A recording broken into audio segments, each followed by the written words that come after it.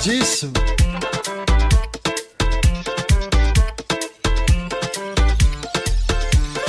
Gold. Gold. Gold.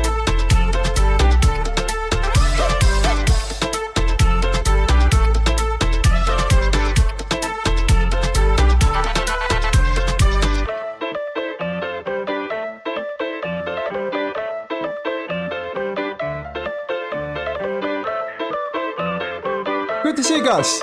Good to see you guys.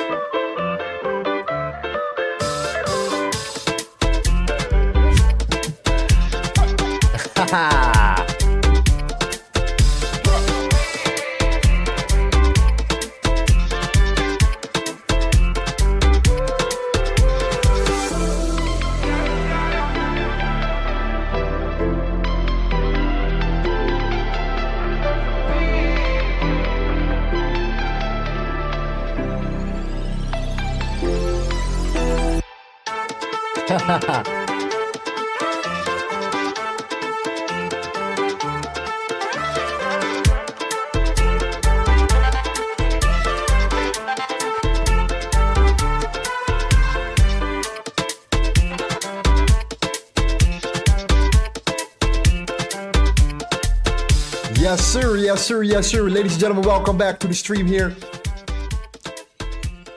Beautiful, beautiful summer days. Hope you guys are enjoying your time.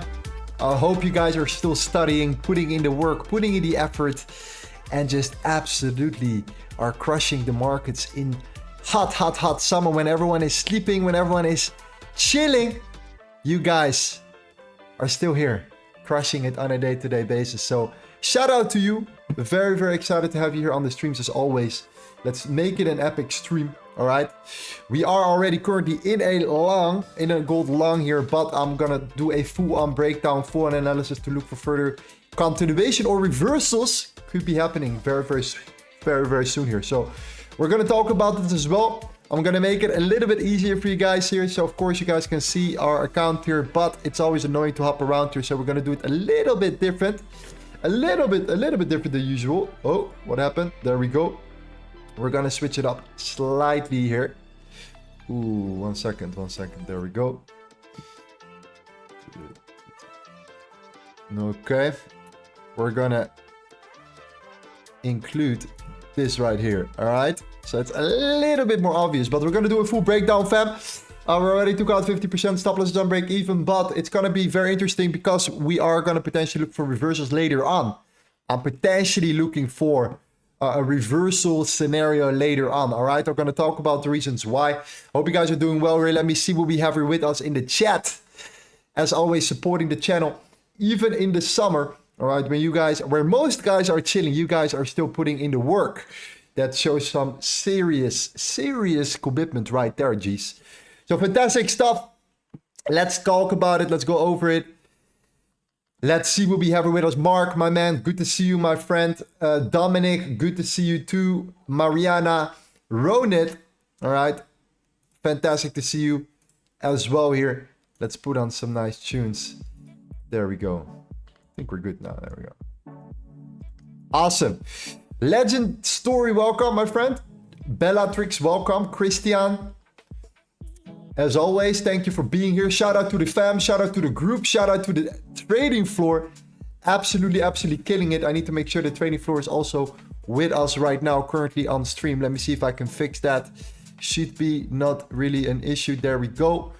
Fantastic. The trading floor is with us right now currently. Shout out to everyone who is with us in the trading floor, putting in the work every single day, trading with us live during the whole day with the crew. All right. Shout out to Marco. Shout out to Kellogg. Shout out to the guys that are stepping up the game. Mike as well, putting in the work.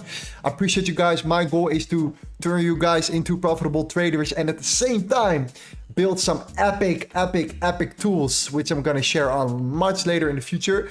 But I'm working on a lot of things behind the scenes, fam. A lot of fundamental stuff, a lot of fundamental indications that are gonna be crucial for us to understand the bigger picture. And by understanding the bigger picture and setting in the right bias, I truly do believe that we can increase our overall understanding of the market much more than we already are doing. And we can just really benefit from that understanding. Okay, so that's why we're gonna do it. Lorenzo, why didn't you stream yesterday? I didn't like the price action on gold yesterday, to be honest, G. Didn't really like it. All right, so if it's summer and I don't see price action that appeals me, I don't see always a reason to look at the markets and look at a trade, start forcing a trade and wasting your precious time. That's the main reason. However, today is a different story. I see some things here that might be very interesting. All right, so we're gonna talk about that here. Give me 1 moment. Let's see if we can fix that later on. So let's go over it. All right, number one, gold on the daily time frame. We have been looking at that bounce here from this initial zone. So I saw the previous daily low getting swiped, and I saw that we were holding at that support here. Currently, you know, we are seeing that we have been holding above it for a serious period of time right now. All right, resistance, support, resistance, support, resistance, support. All right, so that was the one layer after the previous daily low was swiped. We started to push up. We started to push up quite aggressively. So I was looking at this next level. That's the 2409. All right, keep that level in mind. We're going to talk about this one a little bit later on. The weekly as well, by the way, you know, same thing. We swiped the previous weekly lows as well already. And the monthly right now is at that monthly support as well. Here you can see that we kind of are holding up here around that monthly from 2 weeks ago. The monthly high from 2 months ago, sorry. That's kind of our layer of support right now. So we found some support right now on the daily time frame. You can see it. Okay, so this is overall looking good, but we're gonna face some resistance very, very soon here. And at the same time, if you look at the dollar is hovering around here. The dollar is chilling, going up, going down, going up, going down, going up, going down. It's consolidating right now. But this one is very, very important. All right, the 10-year treasuries. Okay, we're in resistance right now. We're gonna face that retracement. We have been creeping up and we might be continuing up here. If we break above here, gold might reverse as well here. Okay, so right now at the moment, I do think that we are at a critical level. All right, we initially were looking at the support here. So if we take this to the hourly, my goal was to take it to the 2409. That was the first layer. Why? You can see it right here on the daily time frame. All right, same thing, support, resistance, support, potential resistance. This aligns with our LTA concepts key levels as well. The previous daily POC also at 2409. I was looking initially at that level here. But if we close this hour or this 30-minute candle right now currently bearish, okay, then I might just close my position for now. I'm going to take it fully out. Okay, I'm going to take out my full trade and we're going to look for re-entries later on. So this is what I'm kind of looking for now. We have no bottom wick on this 30-minute candle. So if you start flipping bearish, then it is what it is there. Okay, and then I have to pay very close attention to see if there is just a short-term, you know, inducement coming down, flipping bearish, setting in the bottom wick and flipping bullish again. Happens all the time here. If not, I just close my full position right now and we'll look for the next trade. We secured 50% at 70 pips.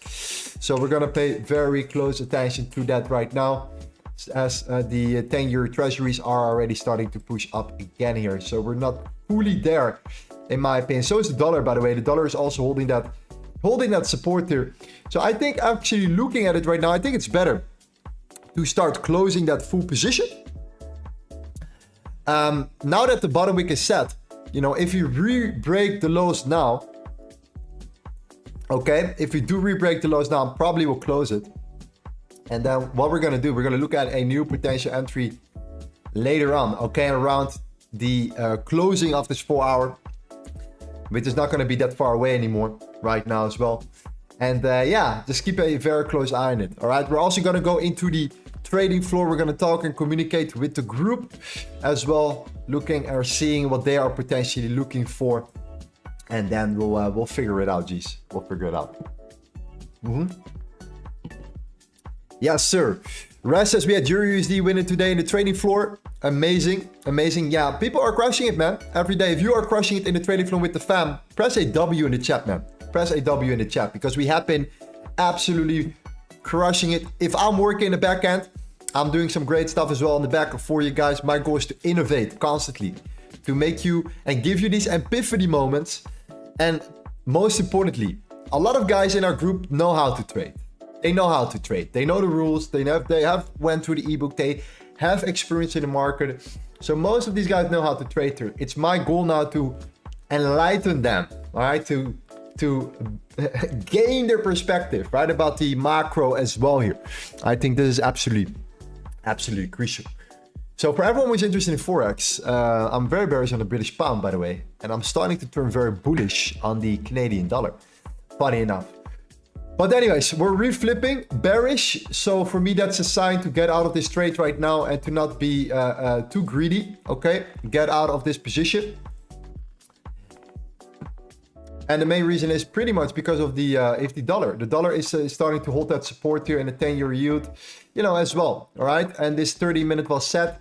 We set in a bottom wick and we're now re-breaking it. So for me, that's already a reason to pay very, very much caution to get out of the position, to take my money, and you know what, to see what we can do after that. So best way to do it is to not be too greedy. Obviously, we take a TP point, especially after, you know, an expansion like that, 70 pips.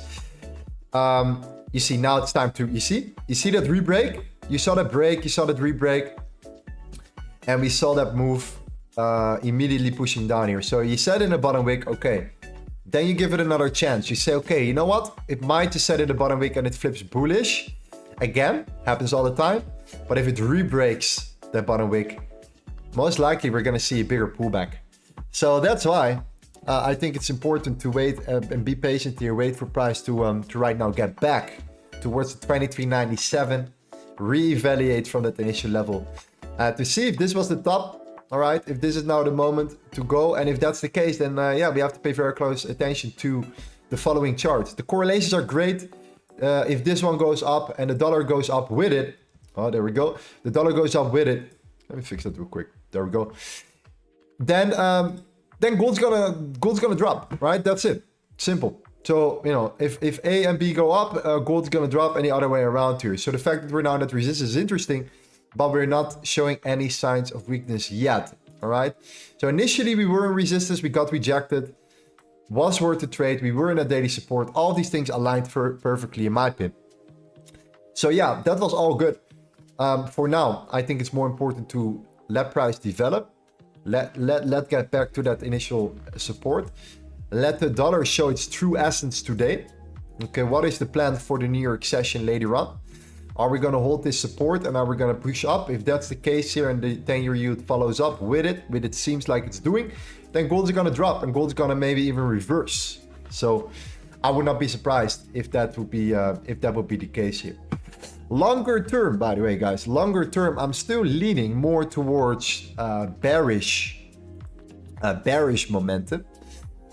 Funny enough, kind of like a sell the news play. But we can talk about this a little bit later here, because there are definitely some interesting details that we have to discover and talk about later on for gold. Yeah, I'll give you a couple hints, okay? I'll give you a couple hints. The CUT data, all right? The CUT data is what we're always looking forward to, you know, how we're, you know, evaluating the markets, what is currently happening with gold, what is happening with the positioning, all right? And you can see right now, based upon the last week, we have already closed 28,000 long contracts. All right, you know what that means? That could mean or imply profit taking. All right, profit taking, especially when you see that a lot of long contracts are getting closed and not potentially, new short contracts per definition are getting opened here. But that's important to take in consideration. We have been closing down a significant amount of long contracts, and we have been coming down, of course, over the course of the last, especially this week, right? Last week was just a move up here until Friday. This is when the release already came. So long contracts were actually closed when we were pushing upwards, not when we came down. All right, that's the data that we utilize. Okay, it came from that initial move here. So yeah, therefore, we can definitely talk about a lot more details here. We're also extremely overvalued against platinum, against silver, against palladium, all these other precious metals that are or have that alignment with gold as well here. So do take that in consideration. Okay.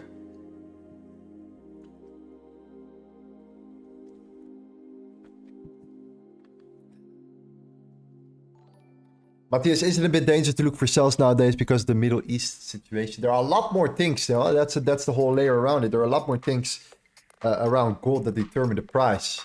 right? Geopolitical situations are, of course, a very important factor of it. But there are a lot of other tools and things that I think are absolutely critical as well. So yeah, definitely. Why do you draw the volume profile from 6 p.m. and not from midnight, from the midnight open? Because a full trading day is actually from 6 till 6, okay? Especially on the commodity sector, on the futures market as well. We're looking from 6 to 6, all right? 6 p.m. to 6 p.m. That's what we're currently are looking for. So yeah, that's the main reason. That's why we're looking at a full daily candle. All right, the midnight open is still important. I think it's an important level to potentially take in consideration, but overall, yeah, it's 6 by 6, man. So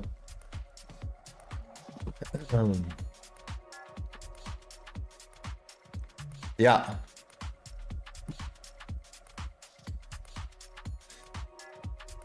So what's the conclusion? Our conclusion is to wait and see what the 10-year yield is going to do. Are we going to break the lows?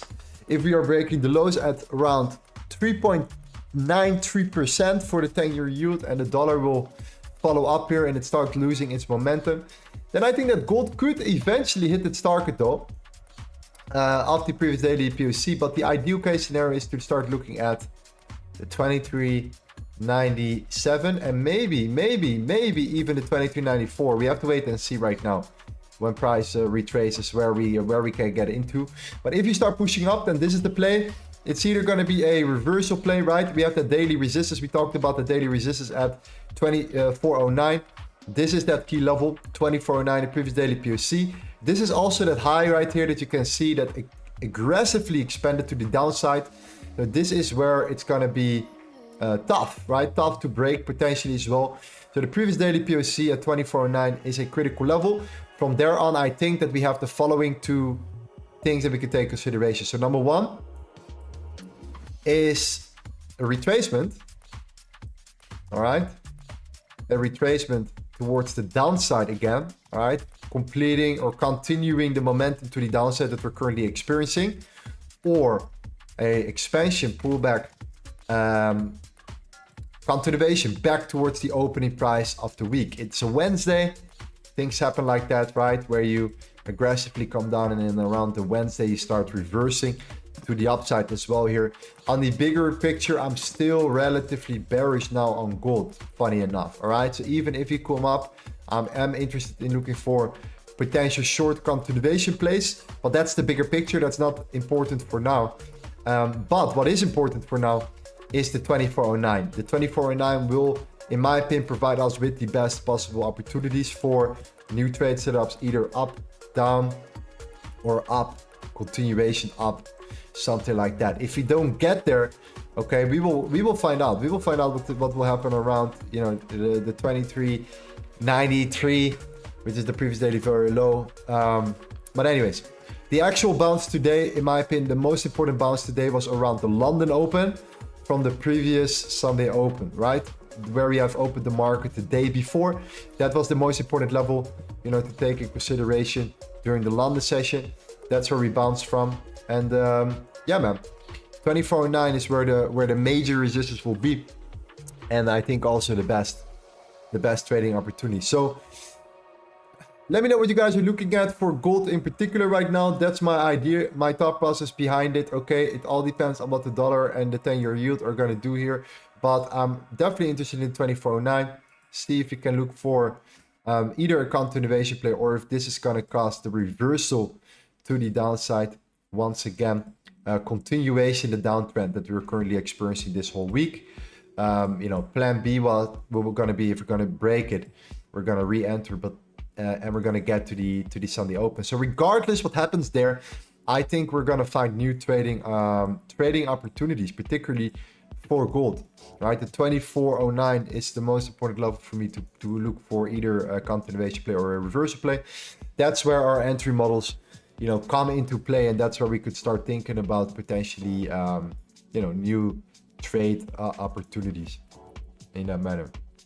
If you don't get there, we're going to look at the lows. We're going to see and reevaluate from there. All right. But based on what I'm currently seeing, you know, the 10-year yield has a very hard time breaking that resistance, right? That resistance that we have been building. Here we have been creeping up. We're now back at this structure right there. And if you are unable to break that, and the dollar is also, you know, slowing down, right? The dollar has been crashing after last week's data. Was very bad, by the way. Very recession data, you could call it. Yeah, then we have practically the ultimate outcome here. Okay, so that's it. Why was it worth a trade? Well, it was clearly a bounce from the previous Sunday open and a potential reaction, right? But we also take the daily time frame in consideration here. The daily time frame was clearly holding that support here, and we swiped the weekly lows, the previous weekly lows, sorry, and the previous daily lows as well before the reversal started to come into play. So, you know, if you look at the daily candle, then I'm always very interested in seeing that particular move. Okay, that particular move happening right there. So the weekly swiped it and the daily did the same thing from yesterday, and now we're kind of holding above it here. So, you know, look at the daily is always nice. Look at these key levels is always nice, and especially when you're in a bigger we're still in a bigger range. I would not call this a strong uptrend here. I would call this much more of a, you know, choppy price range on the higher time frame, to be honest. So that's why I really pay attention towards the higher time frame key levels as well, the daily levels. Very simple. And then internally I start looking at the internal levels, the volume levels, the key levels, the entry models, and so on and so on. Okay, so that's it for now. My main point of interest is still gonna be the 2409. All right, guys, 2409 is, I think, where I'm looking for the best possible trades. That's it.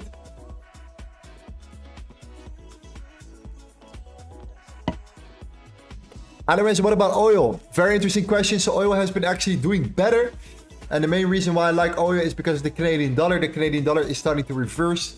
I'm starting to become more and more bullish on the Canadian dollar as well. So I'm actually looking forward to what oil is gonna do. Definitely gonna look at it, and yeah, keep a close eye on it, because oil might be looking at a little bit of a pullback, of a retracement after that reaction from the higher time frame as well.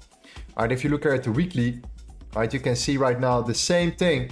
All right, look at that weekly level for oil right now. All right, we have been tapping into that weekly level at 73.962. We are reaching this structure right now. We have been swiping and taking out the lows, so the lows are taken out as well. And most importantly for oil, look at this. Look at this data.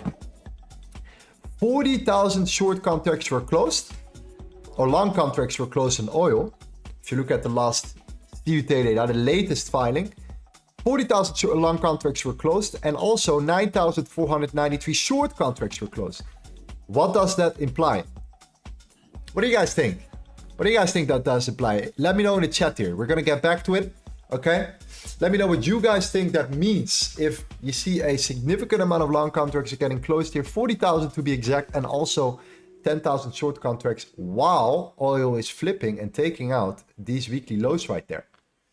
Let me know. Let me know. And especially if you look at the previous week, everything that was below this candle structure right there. Okay? Do take that very, very serious. Same as this zone. Couple of levels.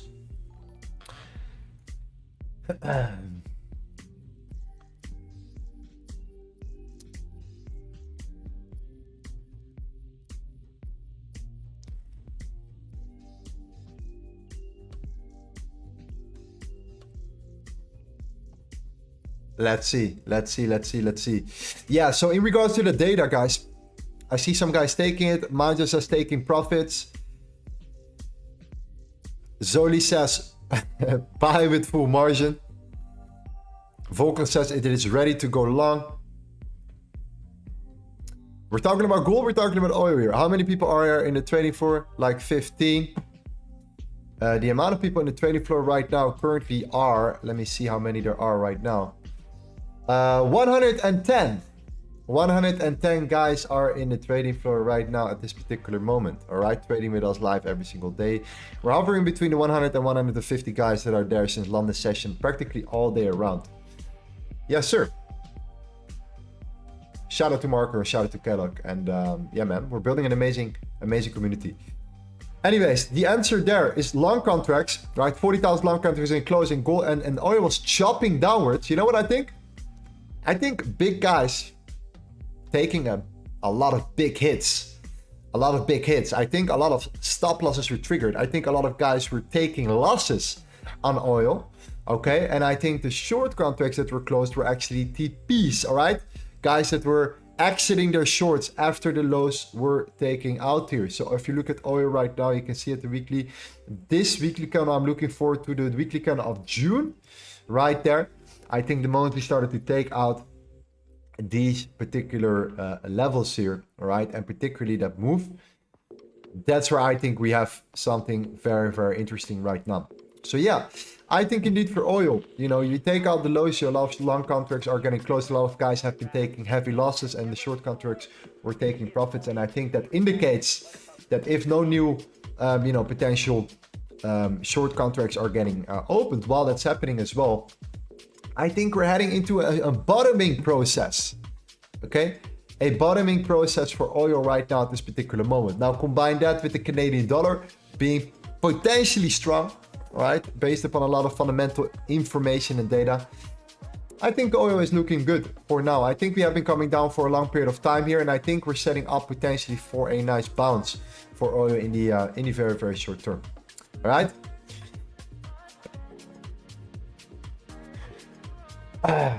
Very interesting stuff. By the way, if you are understanding the COT data right here, right, we have released an indicator. It's called the COT data indicator. By the way, there we go. You can see it right there. Boom. The limitless LTA concepts, smart money indicator, the COT data. You can directly see the longs of the hedge funds, the retail traders, and the commercials. Okay. The only thing that you cannot see yet, and this is what we're going to talk a lot about, is that you have to understand that fund managers, all right, and retail traders in particular as well, are also sometimes losing. People think that hedge funds are always winning or always on the winning side. Well, the funny data is actually that hedge funds are, the majority of hedge funds, by the way, are losing money. That's kind of something that you really have to pay very close attention to. So that's why we're going to talk about this much more in the near future. Okay. And yeah, definitely something that we cannot neglect here. Okay. But most importantly, if you look here at, let's look at the COT data indicator on oil. All right. 72% of all the hedge funds, the large speculators, are long on oil right now at the moment here. However, that does not always mean they're profitable, right? This could be a long-term hedge. I do think this is definitely important to take in consideration as well here. So what is important to understand with this is the net change of every single week. What is happening?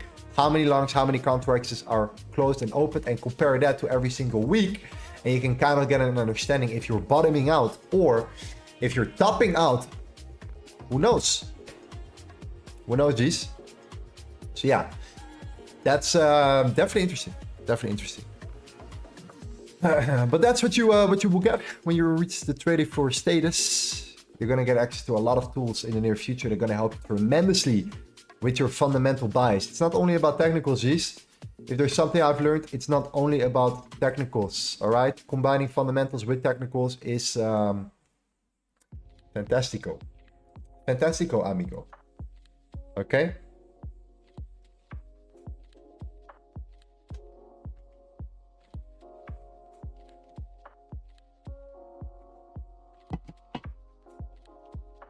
Yeah, 2409 seems like a realistic target here. Yeah, I think taking profits there was also not a bad idea at 70 pips, and then the reversal, the 50% coming down here, could have easily pushed back, pushed down. But at this particular moment, I think the next trade will be around the previous daily POC anyway. So the 2409, we've been talking about it. I think this will give us a pretty decent and clear indication if gold is ready to go back to the Sunday open, or if gold is not ready to go and we're gonna reverse. And now base that conclusion on this chart right here, the 10-year yield and the dollar index. And then we will kind of have a good understanding. The correlations are very nice. very accurate. Okay, and that's kind of definitely interesting. Oh, 1 second, geez.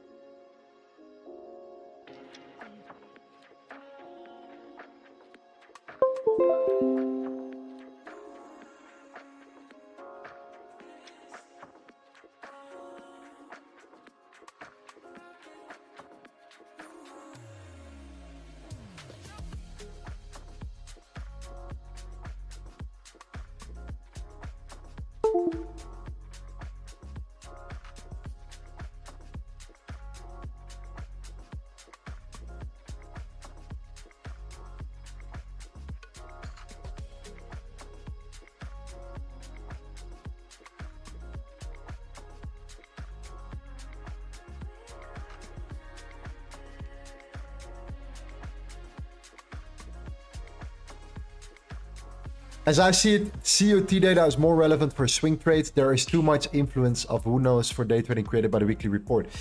I believe that the COT data is much more interesting to create a clearer and clean bias. That's what I believe. Of course, if you are a scalper, it becomes less relevant. But I still believe that based upon a clear bias, you will, as a day trader, get the better side. I think you will be on the better side more often than not. All right, so that's the idea. It's to utilize that information, and you don't have to trade every single day, by the way. Do take that in consideration. There is no need to force a single trade every single day. There is no need to trade because you just want to trade. All right, it has to make sense. It has to align with your overall analysis. So that's what I believe. I think it's about your bias. It's not about how many people are long and short. It's about the net change every single week over time that matters, in combination with, indeed, you're nailing it right there though, the higher time frame structure. Based upon the higher time frame structure, I do believe that the lower time frame will become much more easier and more relevant to understand as well. So yeah, why not? Why not? We have been getting great results with it in our community so far.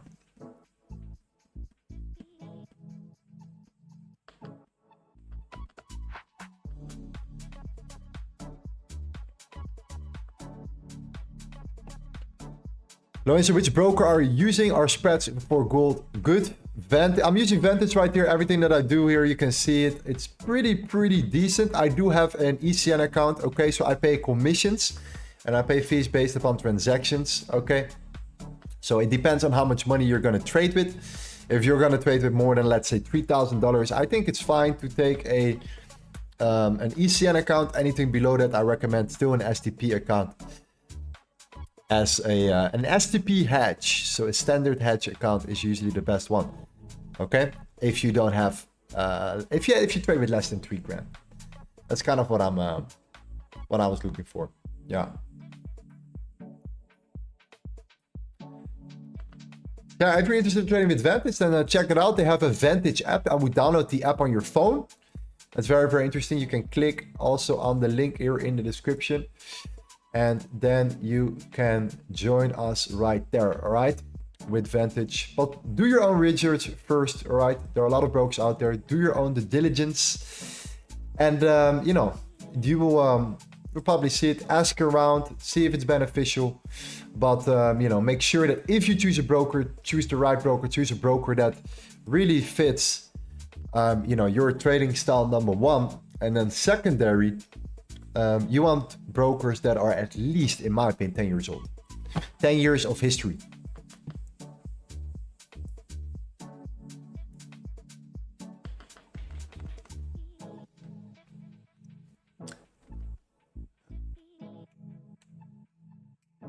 All right, we're heading there, geez.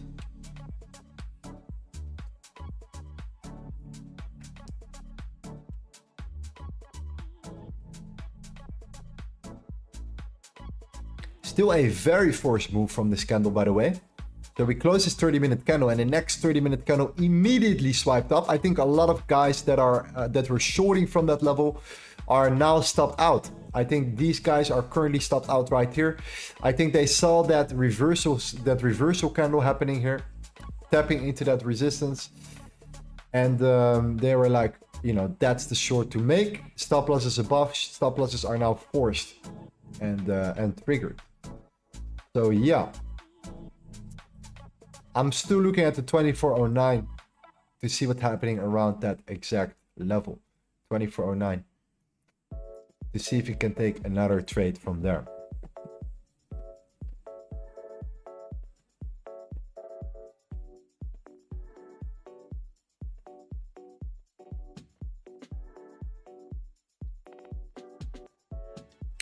But yeah, potential early shorters now stopped out of their position. So yeah, let's see.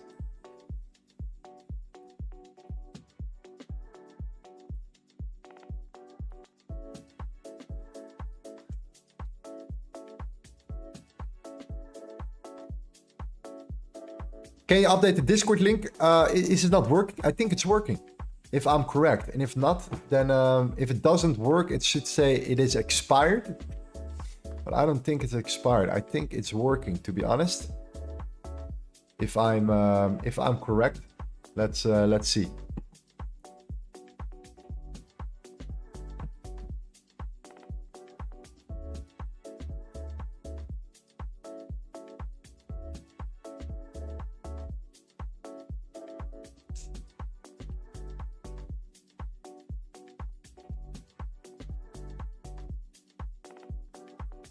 How can I join the trading floor? Lorenzo, you can join the trading floor by clicking on the link in the description. We have a new website released, the VIP, LTAconcepts.ai. All right. We're really understanding the AI game, right?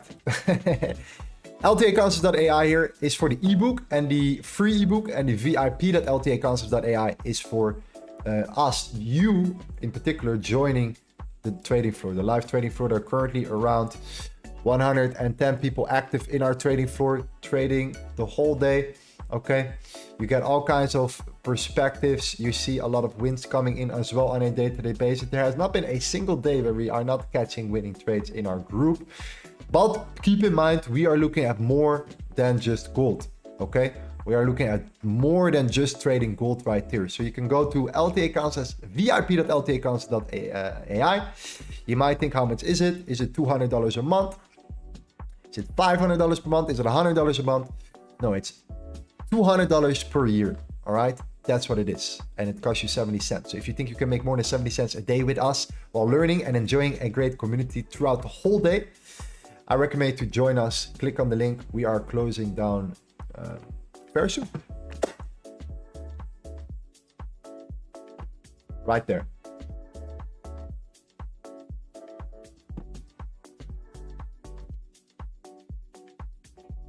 It says it's expired or you are not able to join. Let me see for you if I can get you a new Discord link. Okay.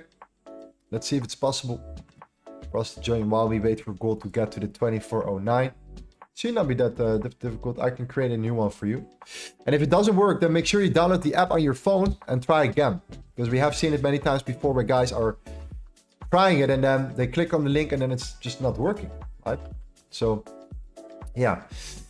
Important though, when you join, right?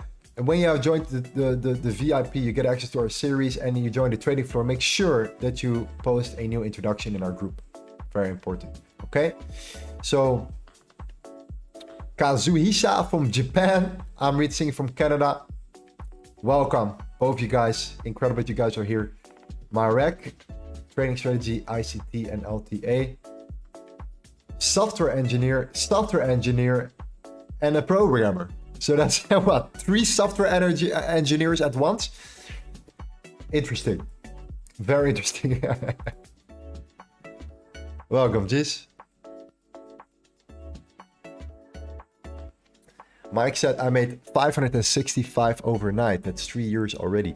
Yeah, Mike, you and I, by the way, if you're listening, you and I are going to hop on a call very, very soon. So I'm going to invite you to a one-on-one call.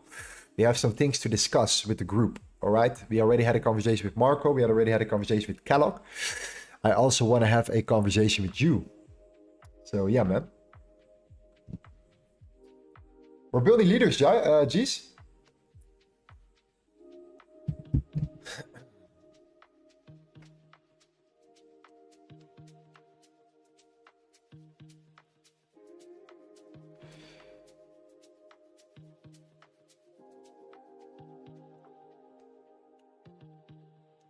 We're having a hard time here. We're having a hard time currently. Let me look on the futures chart. I want to look at not just the CFD. I want to also look at the futures, what the futures are doing. Futures are looking actually really good.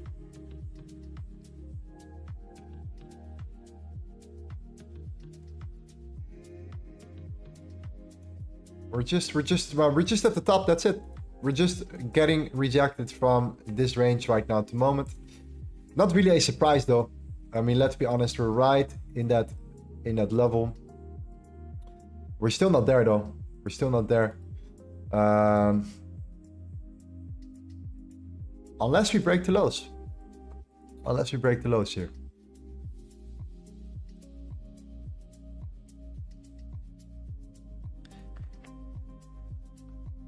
And to Wavy, my man, good to see you as well, brother.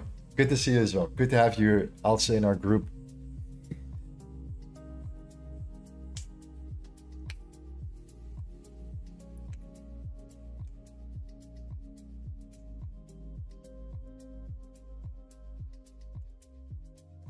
Can I sign up on Vantage even though I'm not a US? I am not a US citizen, nor live there. Absolutely. I am not a US citizen either. I'm a Dutch citizen, so yes, I think it's gonna be completely fine. I don't think it is for US citizens, to be honest. I think US citizens have their own policies, or the US has their own policies as well. They're very strict with a lot of different rules and things, and I think you know, futures might be even more beneficial for you if you are a US citizen, based on what I've seen so far. You know, currently happening in the US, in the United States here. Futures is really kind of taking over the game there. Yeah.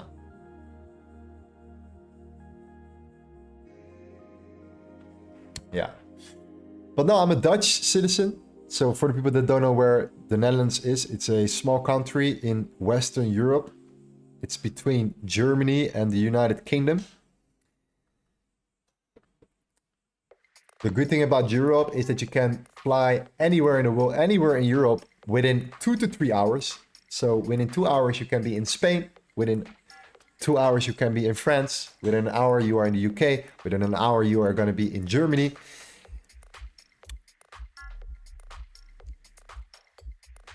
But I'm not living there currently. Just so you know.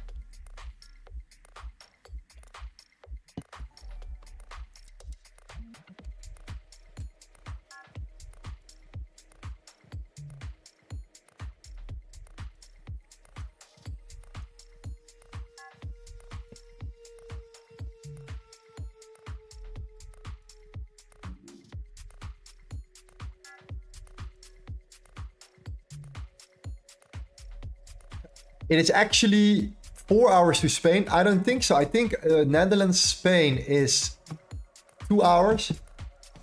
It depends where you are in Spain, of course. Spain is quite a big country, right? So Netherlands, Spain, flight time. Let's take Amsterdam, Barcelona. There we go. 2 hours and 50 minutes. And you have a completely different climate. So when it's super cold in the Netherlands, it can be suddenly super warm in Spain on a 2-hour flight. That's actually kind of weird if you think about it, especially if you are from the United States or you are from a massive country. Sometimes you drive 2 hours to get somewhere, right? For us, a 2-hour drive is leaving the country.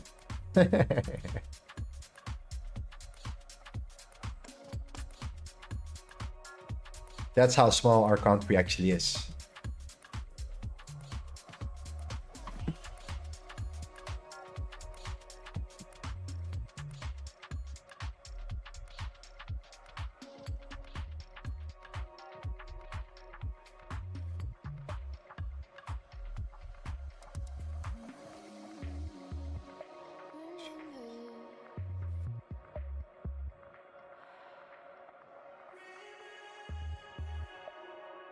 Where are you from in the Netherlands? Rotterdam or Den Haag? I'm originally from Rotterdam. Yeah, man. For the people that know Rotterdam, that's where I'm from. That's where I'm born. That's where I'm raised.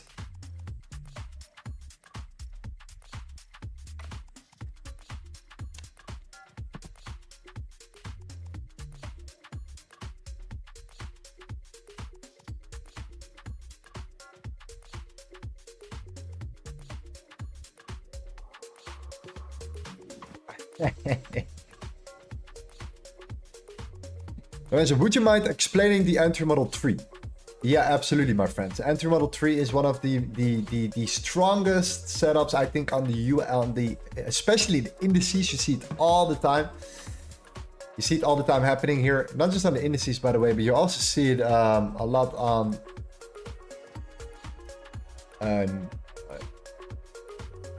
stocks as well. But most importantly, the indices in general are where you're gonna find most of these typical plays here. So it's a 3-pattern play, right? It's also kind of an ICT thing, right? People call this the ICT, the power of 3. So it's kind of the consolidation and the manipulation and then the expansion. It's actually a very old pattern. It's even before the ICT release, it was already very obvious. This is something that they're doing, building liquidity, right?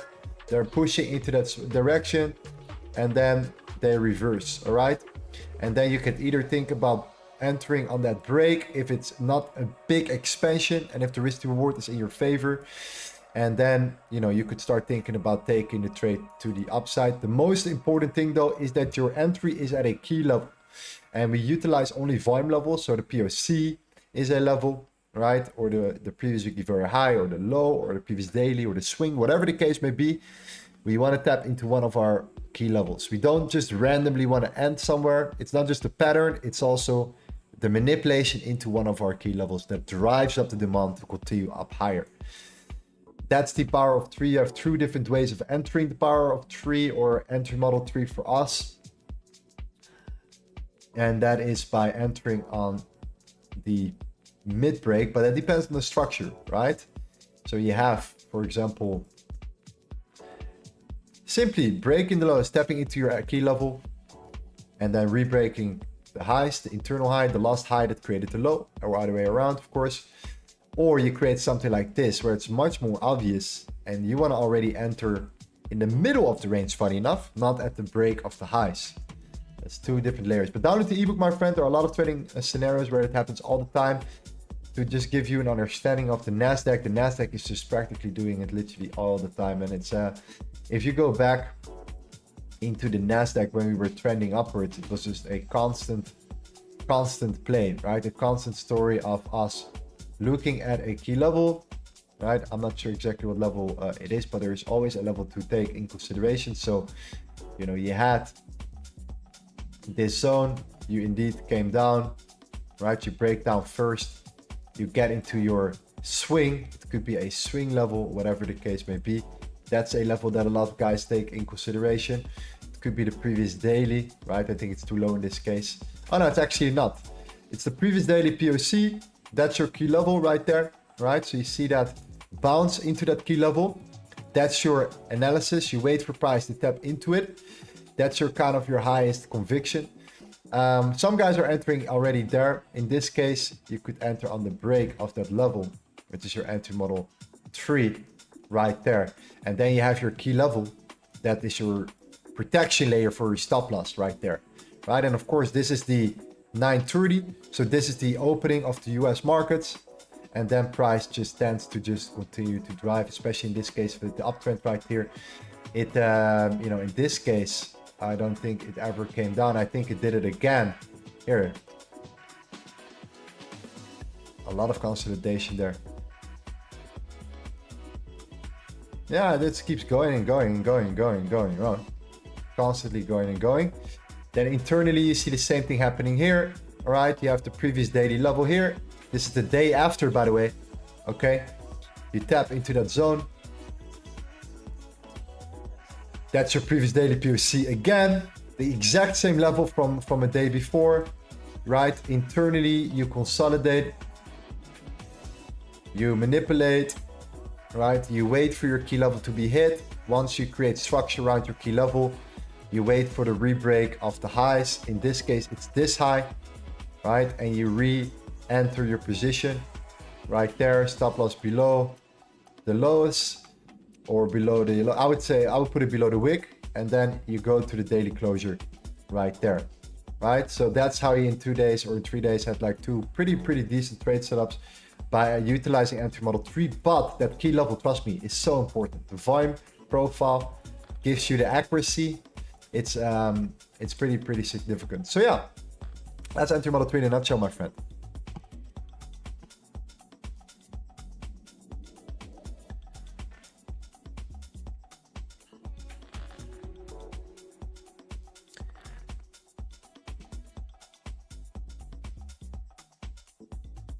Lorenzo, can I find the link of the page and the VIP memberships? It's right below the first link in the description, my friend, right there, all right?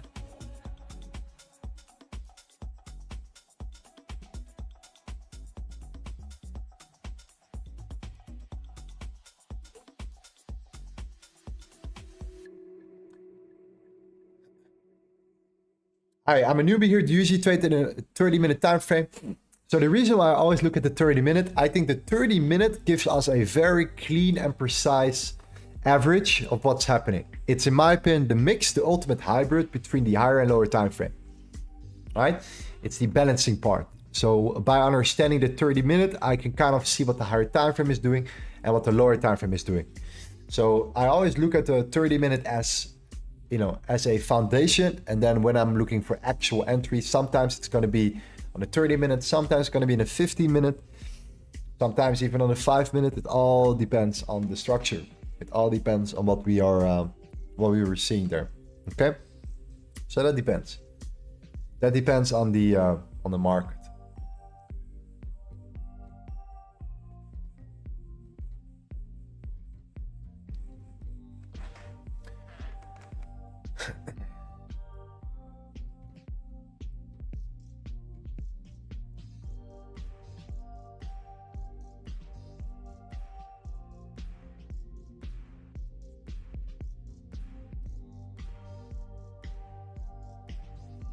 What's your take on psychological levels?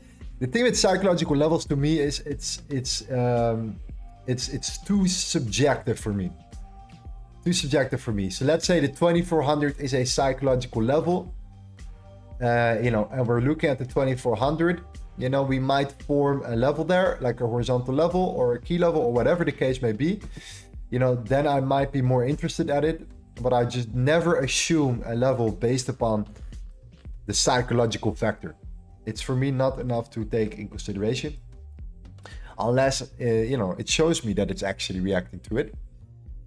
Yeah, and then from there on, I think that we have something more interesting, but not just when it's just saying, oh, the 2400 or the 2500, right, or the 2600 or anything in that matter right now at the moment. So yeah, that's definitely not what we're looking for.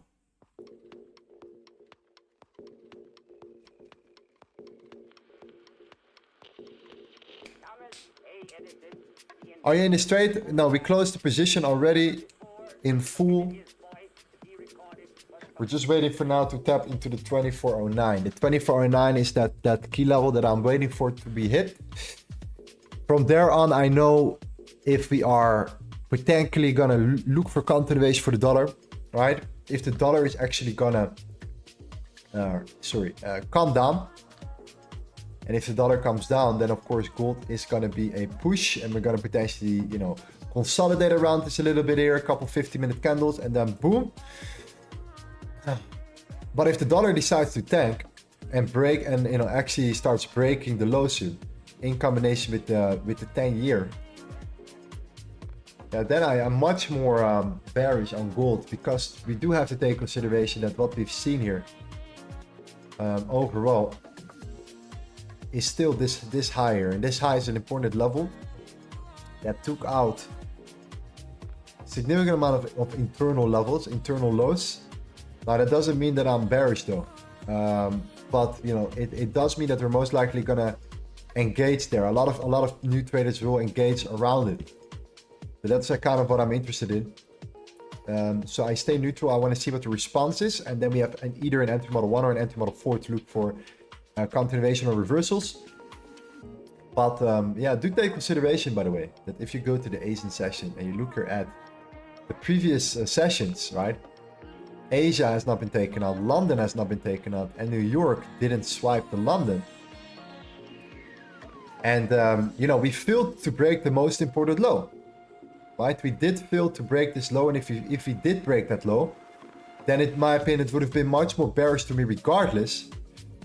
But we didn't break the low. We actually held the low, all right? And we swiped the previous weekly low, and we swiped the previous daily low, right? So, you know, now taking that in consideration when we're getting there, I'm not gonna say I'm super bearish, because there are still a lot of reasons for price to get there, and that's why, yeah, we're just gonna find the best entries from there, I think. Again,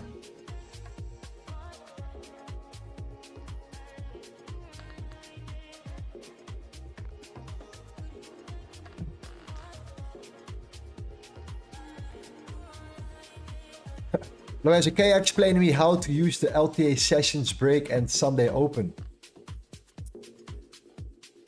Yes, sir. Absolutely.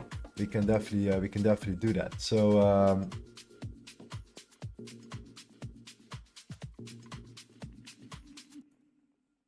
let's say you are looking at oil, right? And you go to the daily time frame. By the way, it's maybe a nice swing trade I was looking at. Okay. Nice swing trade for oil. We're just getting started, I think, with oil. And yeah, we'll see how that goes. But anyways, if you look at the hourly time frame, let's go and take the hourly, and you utilize the LTA concepts session breaks and Sunday open, you can get it for free. Around 2,000 people have been using it, I think, adding to their favorites. I'm not sure how that actually works. Is this means that 2,000 people are using it? I'm not sure. Maybe you guys know it, or if it's just a like or something. I have no idea how that works. But anyways, if you go to gold, for example, ooh, you can take this. We haven't looked at this one for a while. You can see right there a yellow line, right, an orange line. That orange line represents the opening price of the week. Okay, so I always remind you guys, always put in the opening price of the week. I don't care what strategy you trade. I think it's always important to understand where you are. And if you're trading below the opening price of the week or above it, sometimes you can lose track. So this indicator will make it very obvious and clean for you what is happening. And now with the rest of the indications, you can see clearly that, or anyways, let's go back to the Sunday open. You can see right now that we have been bouncing from the previous Sunday open. So I'm not only marking out the opening price, I'm also marking out the opening price from yesterday, right? The 23.87, that bounce. And you can see clearly that we have been bouncing from it right now as well. And it's always a level to take in consideration. Then you have each individual day, okay? You can directly see there if you want to. You don't always have to keep this one open, right? It's easy to just remove. But if you open it, you can directly see, okay, Monday we came down, Tuesday we came up, Wednesday we came up, Thursday we consolidated, we ended up neutral. Friday we came up and we tanked, we closed below, and then the Monday we pulled back into the Friday high and we started to sell off aggressively. Tuesday was a retracement day, right? And now Wednesday might be either consolidation day or a continuation day again, right? So it's very easy to see what's happening every single day. It's a free indicator. You can use it. It's in our indicator section right there. Okay. It's all about clarity. Clarity is, in my opinion, what you should utilize, or what you can, what you need in order to just have a good understanding of what's happening on a day-to-day basis. And the best thing to do is say, okay, this is what we did every single individual day, like that. Okay, so combine it with the opening price. Just keep it very simple, and you're gonna have a solid overview.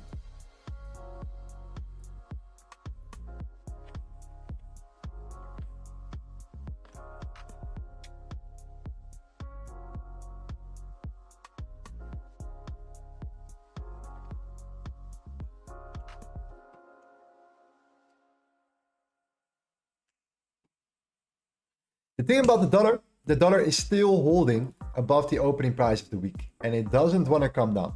So if we are going to hold here, and we're going to actually remain right at this key level, this is the Sunday open for the dollar. Okay, you guys can see it. It's sitting right there. We're kind of holding that support there right now for the dollar at the moment. So if the dollar decides to hold above it, it's not going to favor gold that much, you know. Same thing for the 10-year. They're starting to push up again. There are no signs of bearish reversals yet either.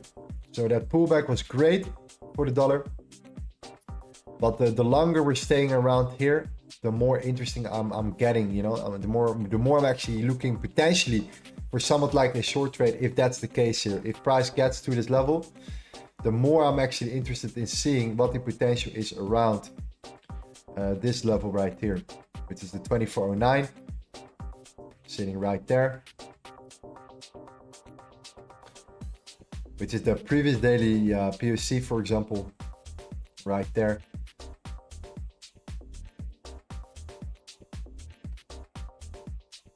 But the dollar needs to show a little bit more proof. The dollar needs to really start pushing, because if the dollar is not pushing and it's just going to consolidate and it's just going to stay there, and then gold has a free runner. Okay, so yeah, we do have the liquidity there, right? So that's something that we have to take consideration. These highs are not swiped, but at the same time, you know, we are going to face that major resistance, not just from a 1 hour or 30-minute standpoint, also from like a daily standpoint. The 2409 is a critical level to take into consideration. We have rejected around it here, and we're holding support there, rejected there, and we might be tapping into it once again here. So yeah, the dollar will definitely help us with that decision, but you know, that level is the daily level, and it aligns with the previous daily level as well. And let's say we're looking at shorts, right? Let's say we're gonna take the risk when look for a short trade. Yeah, then I mean, you know, something like this, I mean, putting the stop loss where that liquidity is at, I think is completely relevant, because it's not just the highs, right? It's also the lows, right? It's also the same thing that we have been doing all day long today as well here. So, you know, that all depends on the dollar to me. What will happen here? Is there a reason for price to come back down? And, you know, the idea would be, the best case scenario would be not to go in with a limit order, but let price come up. If it does swipe and still close below, I'm instantly entering a short. But yeah, that's the thought process for now. That long was a nice quick trade, and the 2409 is the decision maker.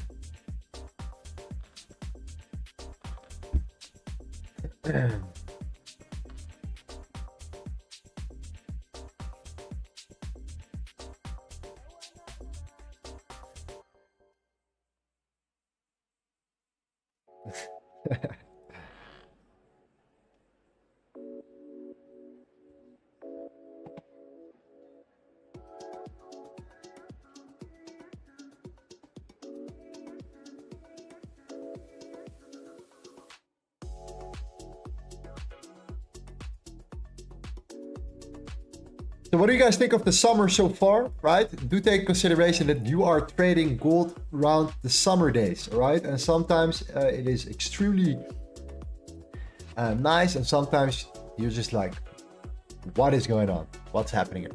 Trust me, this is normal. This is completely normal. This is a typical summer. It's August. We're heading into September.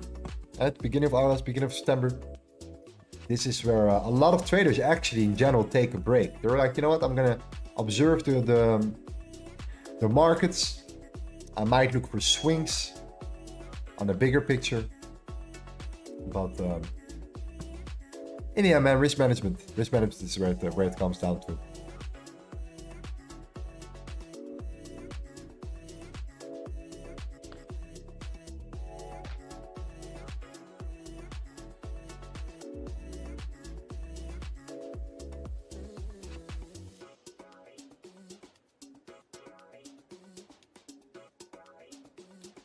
Much better to use the summer to educate yourself, Lorenzo. Exactly. So I'm really deep personally now. I'm really working a lot more on the fundamental part, right? I'm also trying to innovate as a trader. So we have already, you know, we're trading a lot more currencies also around this moment in time as well. But most importantly, the fundamentals is what I care about a lot here, because the summer is usually the moment in the market where, you know, tides are turning, markets are shifting. We're setting up for, you know, the second part of the year. And when we're doing that and look at it, this is usually where you could indicate potential pivots in the market as well that are crucial.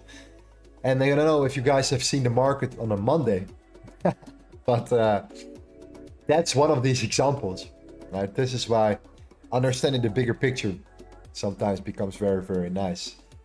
And important. So yeah,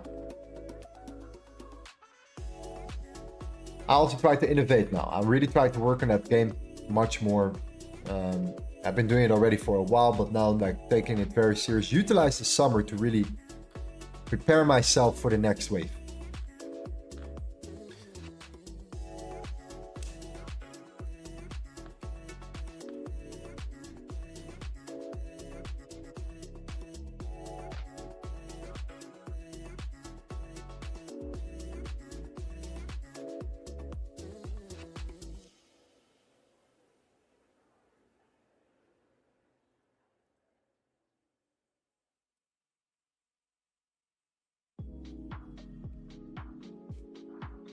Lorenzo, are you trading gold only in the trading floor? No, not only trading gold on the trading floor. To be really honest, if you want to have my honest opinion, I think the best traders that I know never stick with one pair, and that's it. That's my. It may sound that easy, and it may sound like, oh, okay, yeah, it's the best way to do it to get started. And I do believe that if you are a true beginner, that, you know, sticking with one pair might be the solution. But the moment you become slightly more advanced or intermediate, I do believe it's also good to start, you know, creating a bigger perspective.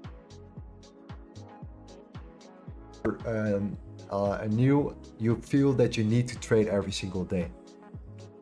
And especially if you're just focused on one pair, the percentage chance that you're going to force trades is so much higher, so much bigger. And you might not even realize it and think that it's the reality. But I do believe it's reality. I do think that a lot of people are forcing a lot of trades just because they're focusing on that one pair, one instrument only, and then, you know, it affects their win rate.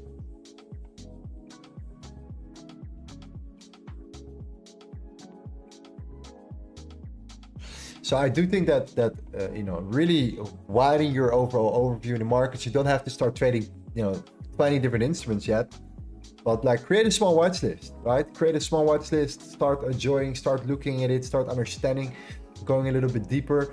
And you can see that every cycle, every market has its momentum, right? Sometimes when gold is in its momentum, it's the easiest to trade. Everyone is making money, everyone is killing it. That's when you want to capitalize. You don't want to capitalize on gold when the market is shit, when the market is boring. And you might think, you know, but my strategy always works, always will do its thing. There are gonna be moments in time when it's not the case. So yeah.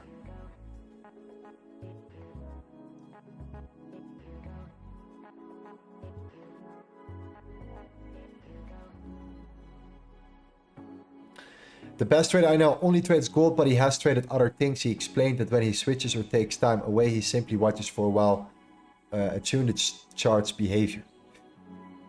Exactly, and I assume that he's not taking a trade every single day. I really believe that. What do you guys think about that? I don't believe that though. I don't think that he's trading every single day. At least not the best trader that I know is trading every single day, at least one instrument.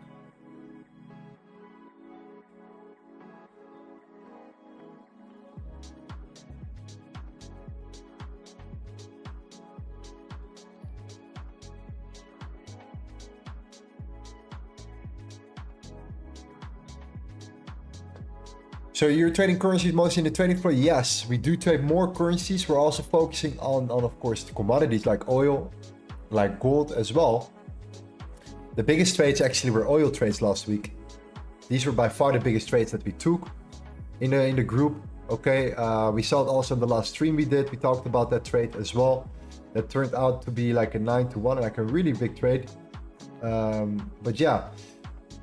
You know, oil indeed is by far the best performing of last week. But most of the trades indeed are, you know, are currency trades. Definitely looking at currency trades in general. Okay, yeah, most definitely currencies. Why? Because there's always one currency that's strong and there's always a currency that's weak, and you want to trade strong against weak.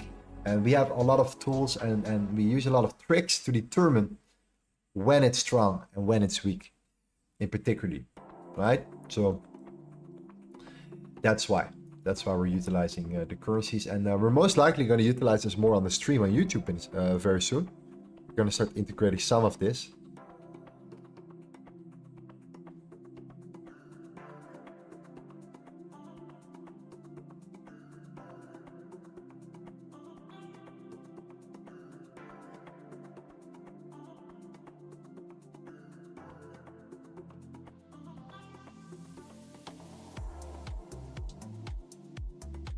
Dollar is choppy. It's doing nothing on the 5-minute Gs.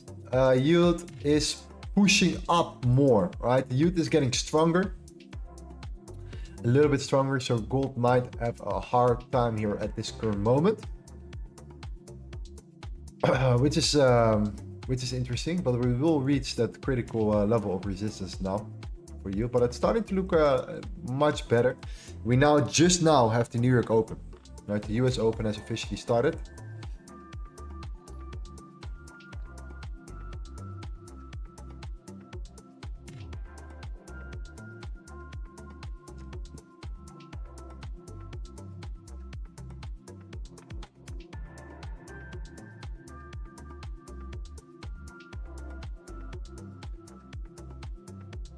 Okay, show that Euro NZD trade from Mike.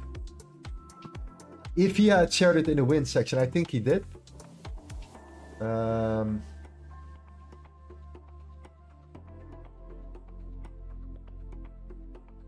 What's this all from? Okay, this was yesterday.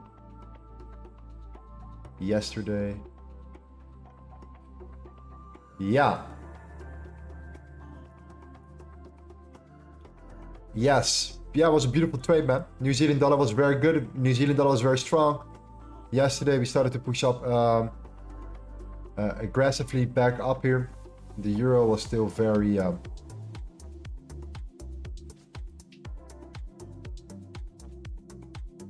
weak. So very nice trade, very clean trade, my friend Mike. You took it in the trading floor, right? We took it in the trading floor. I wasn't there yesterday, but we took it in the trading floor, correct? I was working on some tools.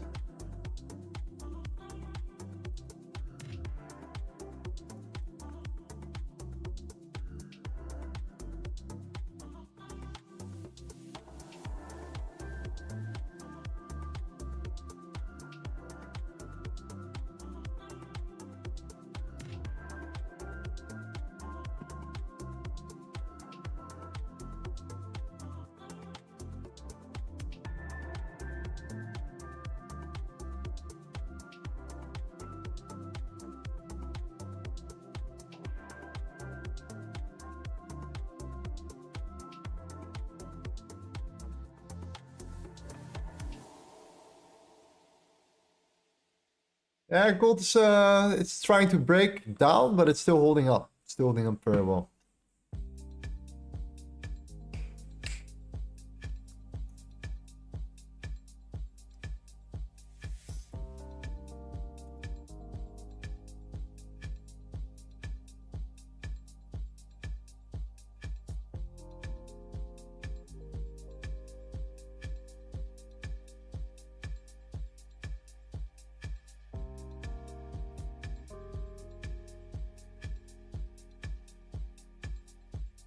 Yeah, so what would be the trade? Well, if we really start pushing up here, I think that this is something definitely to look at. It's the high here. It's taking it further to the downside as well here. With the right confirmation, right? For me, the 2409 is that ideal level. We would have filled up that whole gap. We get to the highs. The highs created these internal lows. And then we have probably built up enough to break down and to start really breaking that short-term lower time frame trend here that we're building up right now at the moment, right?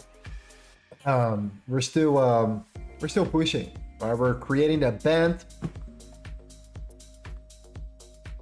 The question is, are we getting to the end? That's not a question. The end of the band, we're gonna see that.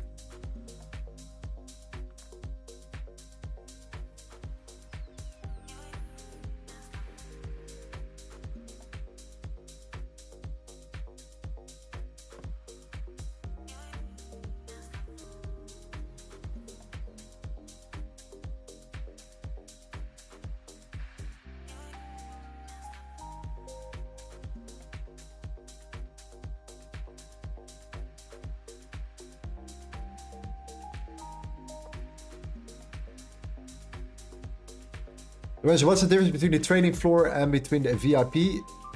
The trading floor is part of the VIP, all right? So when you join, you will get access to the VIP, and that is included the live trading floor, all right? So we will be there every single day. You have our analysis, you get access to the CUT data, you're gonna get access to some indicators that we're building out here. You get access to our full series, all right? All that stuff is included in the VIP, including the trading floor. And the trading floor is where we practice what we preach. That's what we're doing in the trading floor, okay? So it's the education, but the practicing what we're preaching happens in the trading floor, right? That's what we're doing.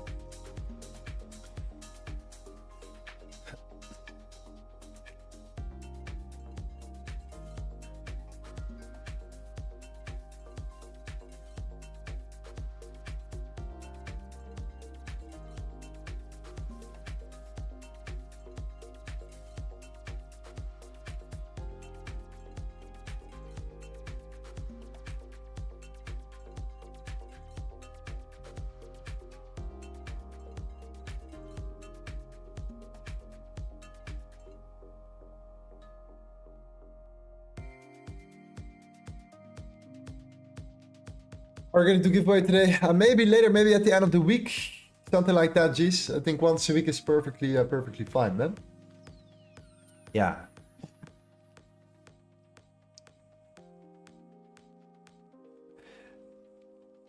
Lorenzo, could you please make a correlation video? That's absolutely what I'm going to do, guys. Who is ready for some YouTube content, by the way? Who is ready for some new content? All right, we've only been streaming on this channel, and that's it. Isn't it time to share some content, to start posting some actual video content as well, talking about what we're doing also in our group and everything, and how we analyze the markets, how we look at swings, whatever we do to besides of course the YouTube live streams as well. I do believe that it's time to create that and to step our game up as well, right? The thing about the streams is it's just so easy, man. You wake up, you do your thing, you do your analysis, you get ready, you go live. No reversals or rehearsals, no editing. It's just bam, bam, bam, bam, bam. I like that energy. I like that non-stop, like right now, real time, you know? That's what I like. But we're reaching 100,000 subscribers, man. We need to now, step up our game a little bit more. We need to start getting into the content game. That's what we need to start to do. Right? We need to get into the content game. So that time has come, fam. That time has come. So for sure, we're gonna make videos about the correlations. Really hard to find more information about it. A lot more information about the correlations for some reason. I don't know why, but it's definitely the reality. It's definitely the case.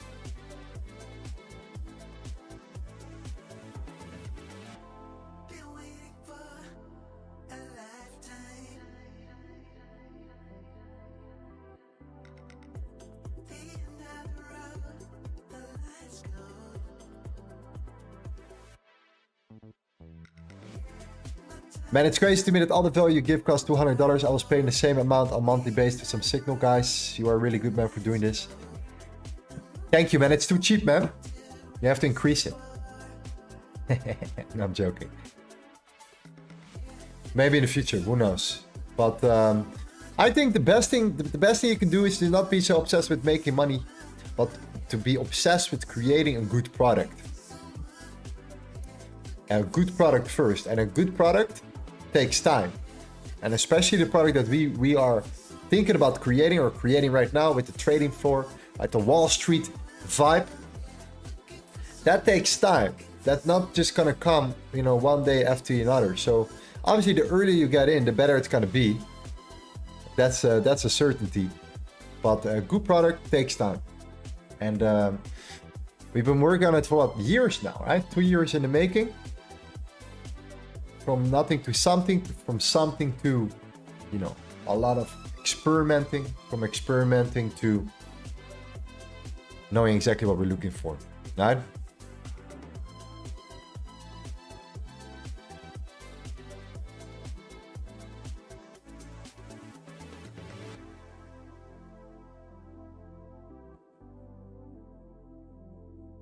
But yeah, I mean, if you're, you know, the live streams, the ebook, you know, we're gonna innovate the live streams as well very, very soon. We have to look at a couple more other things now. I think it's gonna be worth it regardless, G's, to be here, ask questions, and just be present, okay? Be present and see what you can learn. Like, I'm an open book, man.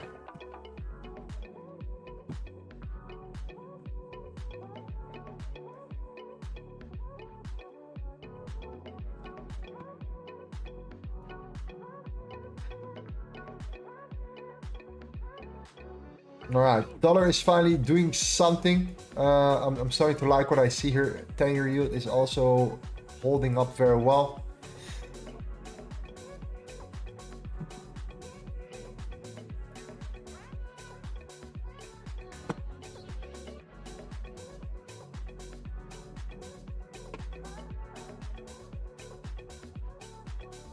Gold is starting to slow down here, G's.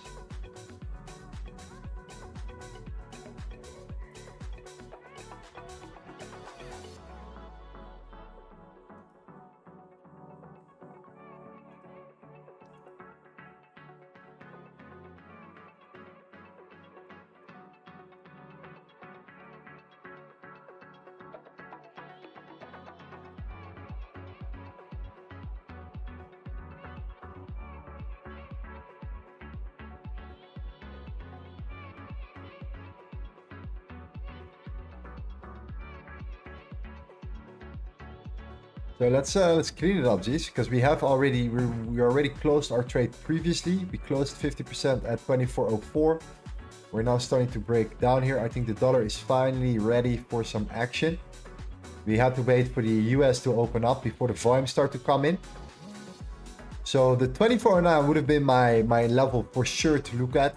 I do think that it's still a very important level to look at as well.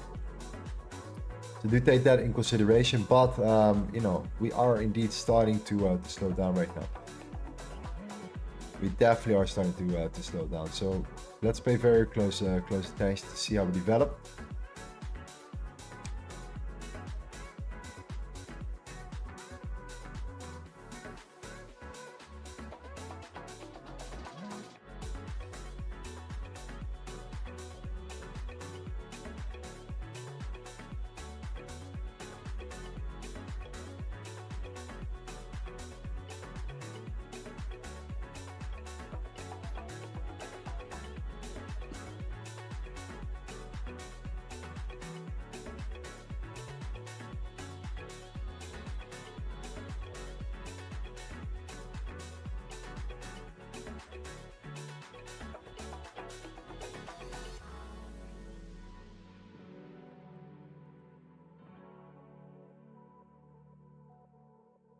But funny enough, do not get trapped though. I would be definitely very cautious here.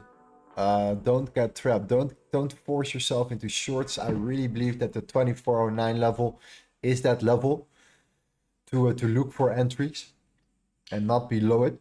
I really see that potentially being an interesting zone. We might push back into the 2398, but I do see us definitely looking at I do see this as a very important level here. All right, so I think that a lot of guys will get into their shorts, and then what tends to happen is that, you know, we reverse up, we finally break the highs, and then the move comes later on. We've seen it so many times before where that's the case. So be very cautious with shorting it in an impulse, as what we currently are seeing here, as this might not be, you know, the top here. We might need to get higher first. We might have to get to the 2409 before moving further. Yeah.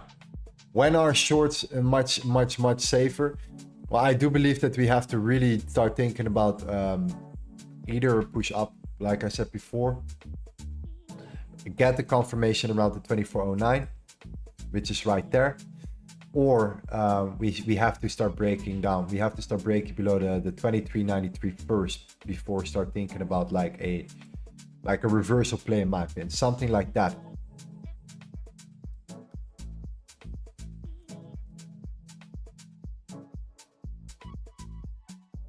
But yeah, you have that level here, you know, you're holding above it, you're still above it. So even though it looks very, very nice on the lower time frame, you still have some serious levels to take in consideration. The 2398 to be exact.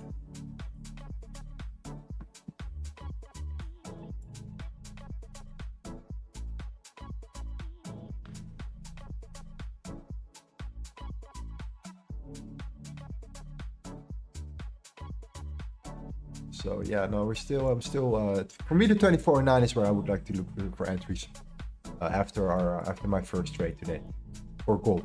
So 2409 drop off or continuation based upon a confirmation around that level.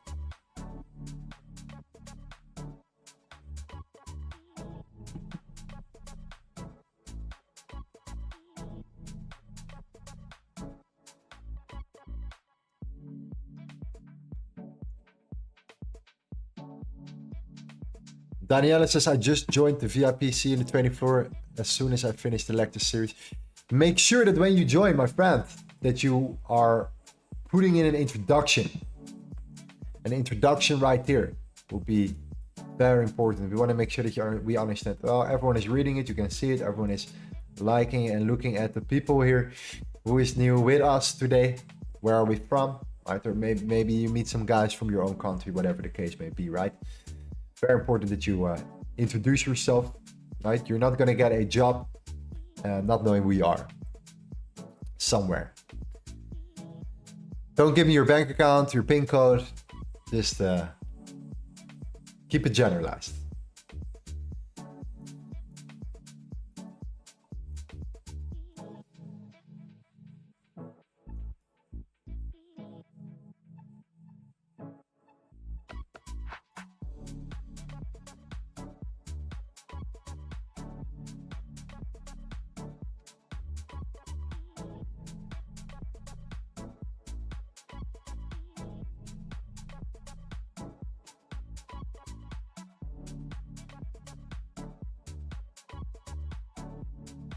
Yeah, beware of fake Lorenzos indeed, beware of fake G's, okay?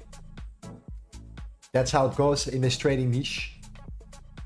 The amount of fake accounts, it's a virus, man. It's a virus, and they're making a shit ton of money. And if they weren't making money, they were not doing it by now.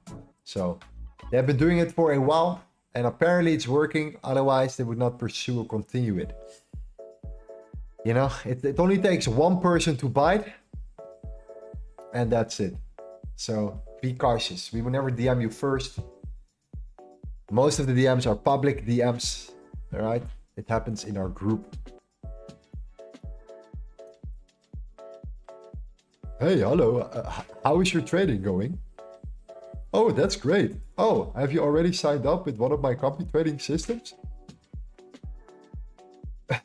Oh, okay. Well, open an account right now. Deposit. It's required for you to enter that to join the trading floor, the VIP, and of course the trading floor.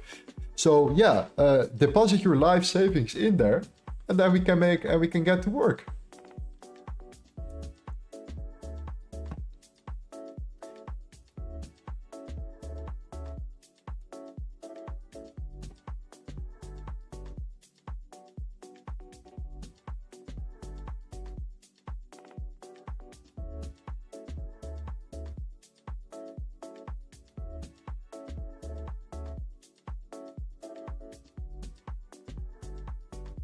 Lorenz, did you buy more crypto when it came down? Well, when it came down, I was actually looking at the $43,000.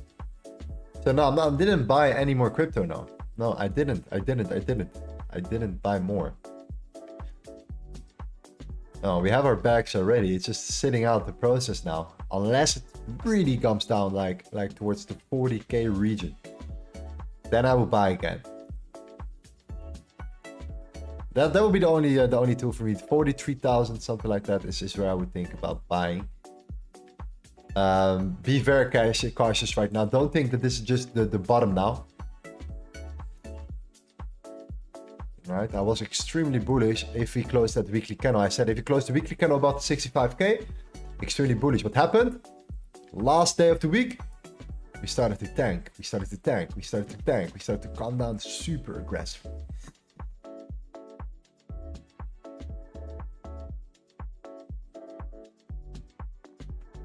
Yeah.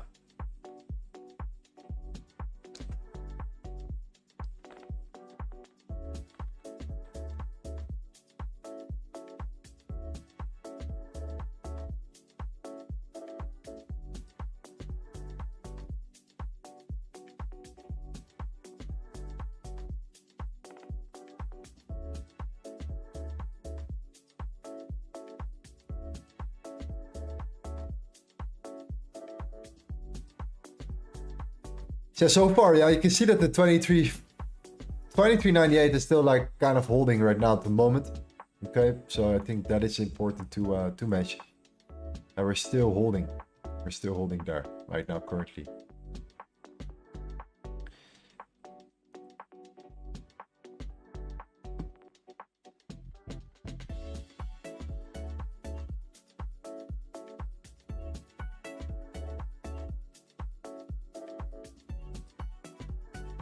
What trades did you take today?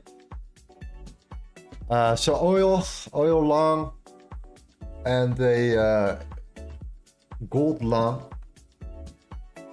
from the 23.97, right? 22.97 towards the 24.0, like a 70 pip trade.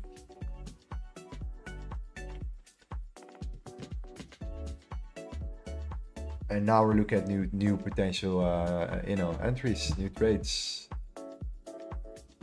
Tomorrow is a big day, by the way, guys. Tomorrow is probably the biggest day of the week. I hope you guys are ready for tomorrow. You know what's coming tomorrow. I hope you are aware of it. If you're not aware of it, make sure you are doing some research. Okay.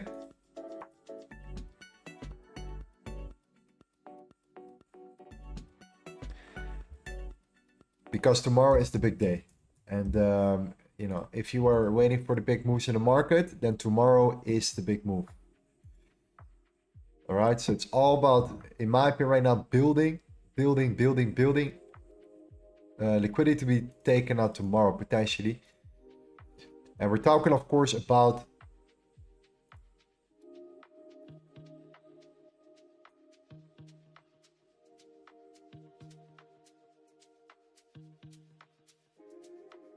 the initial job claims and the 30-year bonds, right? These are two critical zones. The 30-year bonds is maybe not that interesting for you now, but it's going to be important tomorrow. Very important tomorrow.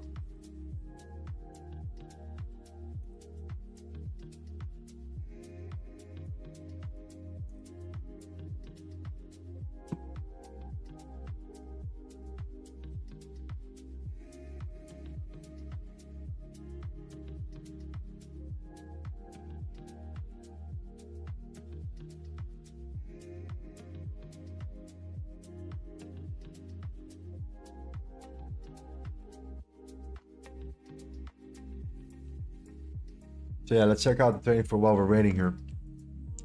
Let's see what the guys are doing now currently. Let's ask them around here.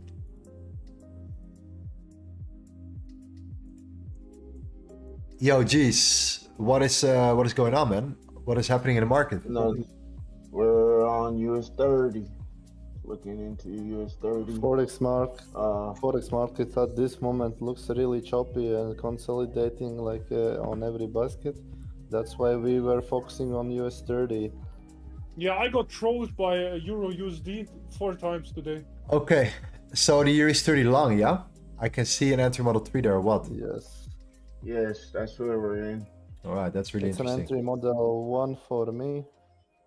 Entry model 3 for me. Can be the same sometimes, depending on where we are. So what is your target? The Sunday open? Yes, indeed. open is Also the main this target, yes. weekly gap. And mainly I just want to see votes that is going to reach the previous weekly very high. And then I will take some profits or take a trade completely out. Ah, okay. Previous daily PVC, yeah?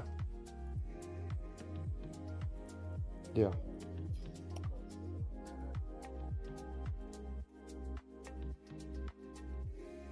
Previous daily POC was the early trade that I missed.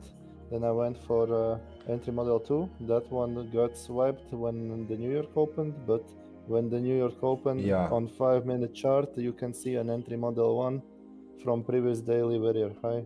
Yeah, looks very good, man. Looks very nice. Definitely looking like an EM3 right now, actually. So this is the typical EM3 play.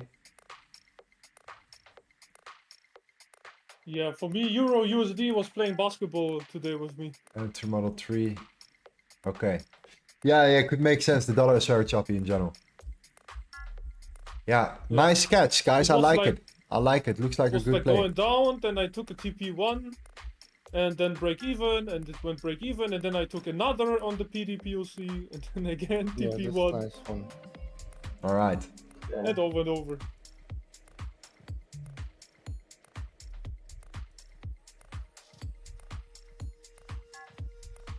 So potential long, guys, for US30. For the people on stream here who are interested in.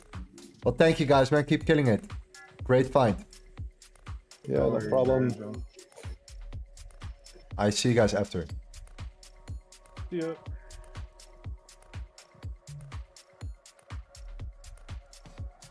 Yeah, so the guys in the trading floor, we're looking at a US30 long. Currently looking at the previous daily very high, holding above it. Exactly what we talked about today, right? We talked about it on stream. That consolidation here, the manipulation into one of our key levels, and the re-break of the highs with the target, of course, the Sunday open, the opening price of the week, as your main tool of interest, which will then take out the previous daily high. You manipulate the previous daily high right there. You target the previous daily high, and you go for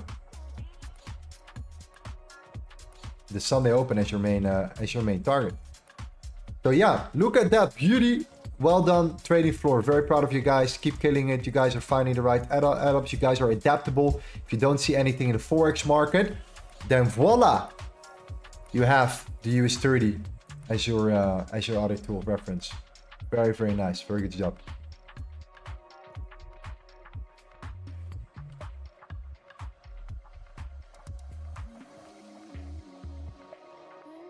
Yeah, gold's still holding, right? So gold is still actually holding this exact level, which is not really a surprise to me, to be honest. I'm really looking into the potential pushing towards the 2409. 2409 is a level for gold that I'm very interested in to see what kind of trade, I'm willing to take there. Regardless if it's going to be a buy or sell, that all has to do with the dollar and so on, so on. But man, the guys did it. There we go. It's a prime example of what the guys are doing in a group.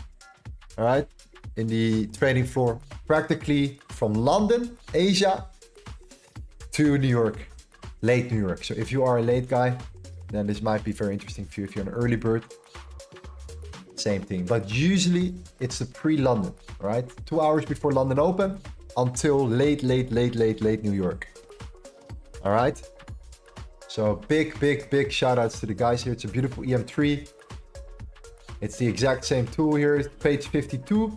So for you, if you are not in our trading floor, you know, which is the VIP, then download just the ebook. Download the ebook and it will be in there. It's the exact game plan, the exact play, the gameplay we're utilizing also on stream for gold then in this case.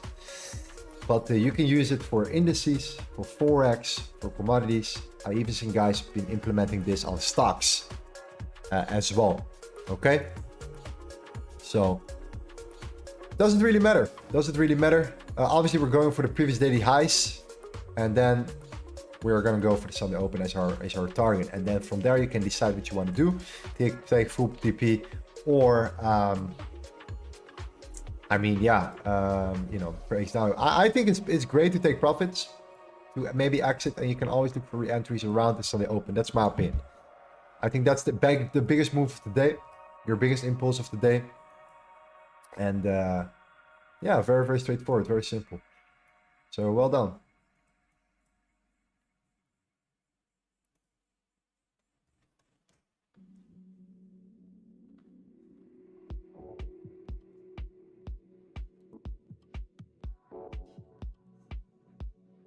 I missed somewhere around the 2409. He was talking. I'd say, yeah, correct. 2409. It hasn't broke or haven't broken the 2393 yet. So definitely not looking for shorts now. In my ideal case scenario would be that we go and we set in one more high. One more high before a move.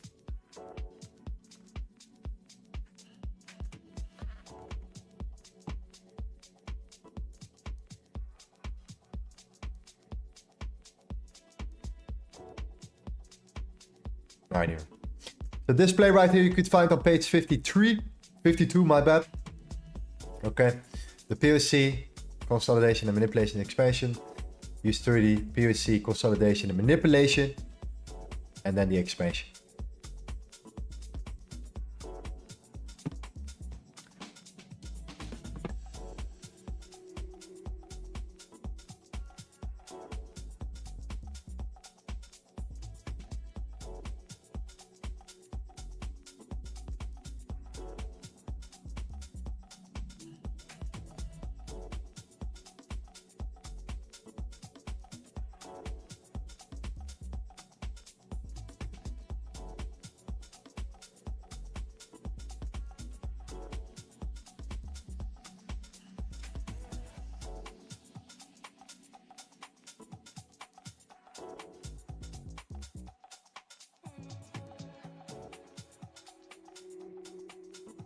Okay, download the ebook. You can download it for free, man.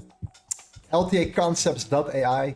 Wait, fill in your email. It will get sent to your email. You can decide if you want to have a dark version or a white version. The white version is for printing purposes. The dark version is for yourself. All right. It's 74 pages. And the most beautiful thing here is that the next edition will come at some point in the near future. I'm not going to give a date yet. I don't want to give a date yet, but it's going to come. All right. The next edition is going to come and it's going to be an expansion pack. That's how you should see it. It's going to be free. It's going to probably be 120 pages. All right. We should actually turn it into a real book when it actually happens. That's the idea, to turn it into a physical format. You don't need it though. You can just download the ebook for free if you want to.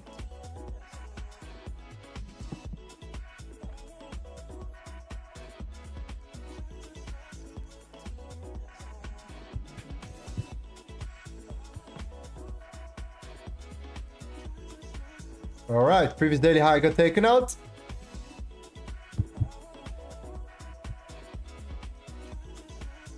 That's a pretty obvious target.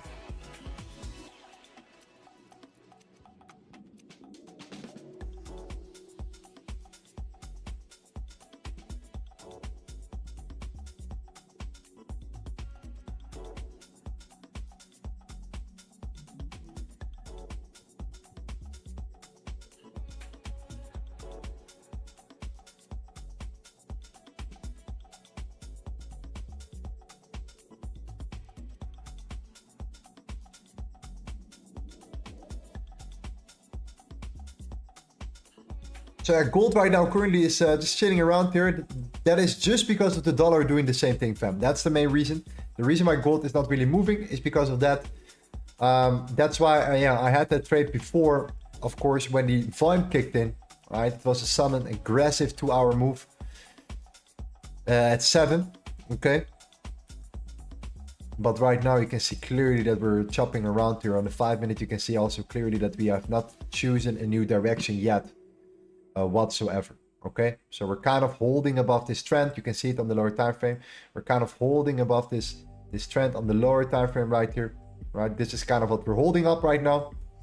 So you know, just to keep it very simple, that's actually what we're just seeing right now. We're just holding above this trend at the moment, but at the same time, you know, we are also aware of the fact that we're getting rejected from the top as well. So we're kind of in between, you know, a reversal play and a, you know, holding that lifelong support right now, right, during this current session. So the only thing that we can do here is to just be patient, to not be forcing anything, because there are, you know, from both sides indications that you might hold support. You go back to the highs, or if you really want to come down, we really have to start breaking the 23.93 for that continuation right here. So for now, I'm still not bearish. I'm still holding up here. I still think that gold might make that one more move to the upside here. You know, the 10-year yield isn't at resistance right now. The dollar, you know, doesn't really want to go up. It doesn't really want to make that move. Even though it is holding support, it doesn't want to expand. It just is holding up very, very tightly here. So just be very patient. Don't rush into your positions. Don't be greedy.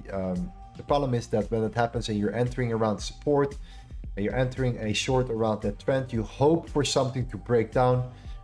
Whereas the idea is to get into your shorts before you even reach that point. That's, in my opinion, the best case scenario, is that you get into shorts before, you know, it reaches that exact moment, that exact crucial breaking point, that support that you see also from this level as well. So for me, that's the 24.9, and if it's not the 24.9, then it's yeah, it will probably be. And you know, let's say you do break up, you know, you will have much more information in regards to what the dollar is actually doing. So that's why it's a crucial moment for gold, but it's also a moment where you should not be thinking about getting in just because the hang of it. All right, maybe you're gonna be right, maybe you're gonna be, you know, maybe you're going to be right, but at the same time, you know that you are now currently at that moment, and the dollar currently, you know, is not pursuing its continuation. So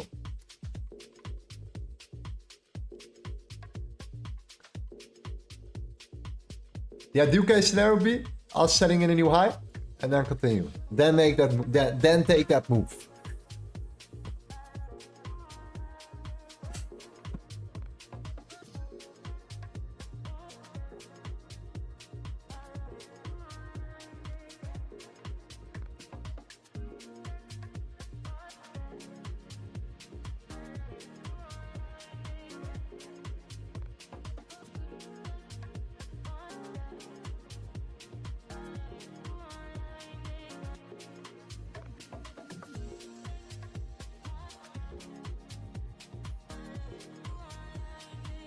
I mean, it's just, to me, it looks like the dollar has some bullish divergence, so I expect that to go up at some point, gold to drop, but retest confirmations are needed for sure. Yes, my man. Lorenzo, are you thinking to do a copy trading account on Vantage? You would have a lot of copiers. I would probably do later, maybe for swings, right? For swing trading, like some really nice high probability fundamental based setups that are aligning. Maybe something like that I would be interested in later. But no, the PAM account is not really on my list, on my radar yet, to be honest. Because that would kind of like, you know, ruin the whole learning experience, right? And everything that we're building. The reason why we have the trading floor, the reason why the guys just got a winning trade right now in the trading floor, about to use 30, a clean entry model 3, is because of the fact that they were learning. So, you know, they were anticipating that move and they were not just chilling and waiting. So it kind of goes against my my principles for now. But maybe when I take a break in the near future from streaming, maybe it becomes more interesting to think about swings or something like that. Who knows, man?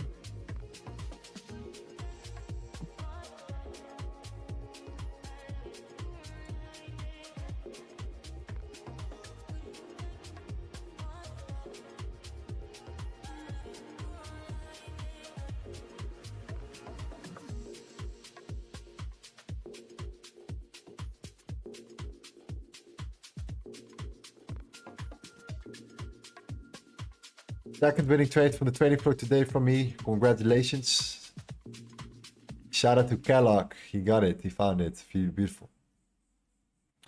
US 30 came back to entry. Yeah, it did real quick, and now it's pushing up here. I think the Sunday open is still a reasonable target, but the previous daily high is now already swiped. That, you know, target completed, I would say. Right? Target completed there. Main target completed. Let's put it this way.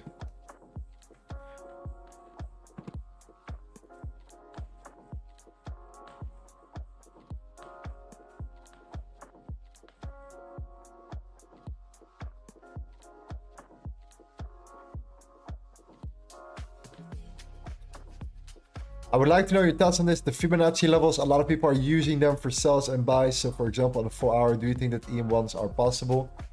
Yeah, I don't need to use the Fibonacci too often, not too much, because usually when the Fibonacci aligns and it's relevant, it will automatically align with a key level that we have been already analyzing based around volume. So it's not really needed for me to look at the Fibonacci too much to determine a key level and to find a high level of area of interest.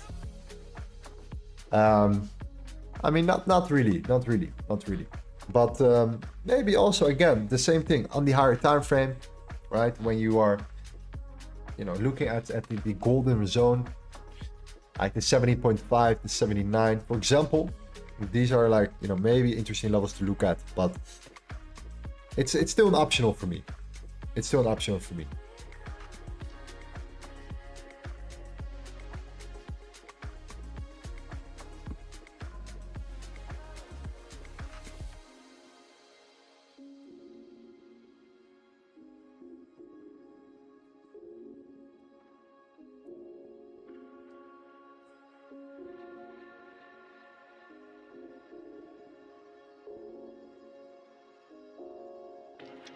Is OFP instant funding reliable?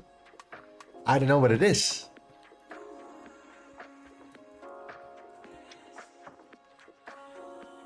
I have never heard about them. There's so many of them, man. I have no idea. I have no idea who they are, if they are reliable or not. Yeah, man, what do you think? Maybe somebody else in the group knows it? I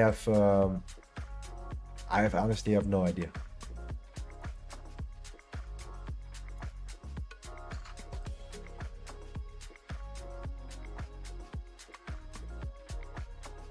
I have no idea. What do you think?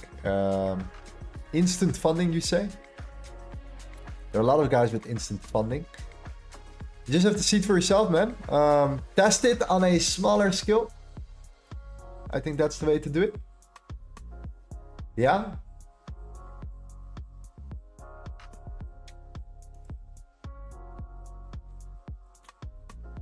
Lorenzo, on the higher time frame, are you more bullish or bearish on gold? On the higher time frame, from a macro standpoint, I'm leaning to more bearish, and I have a lot of reasons why. And I don't want to get into all of it right now, but I'm leaning towards more bearish. Everyone is so obsessed with longs now, with potential bullish momentum for gold as well. But if you actually look at the data, it's actually showing us some very interesting opposite data. The only thing is the timing, right? The timing. Like, when are we talking about bearish continuation here on the higher time frame, and when are we actually moving up, continuing the momentum up? So yeah, when is the top step? That's the question.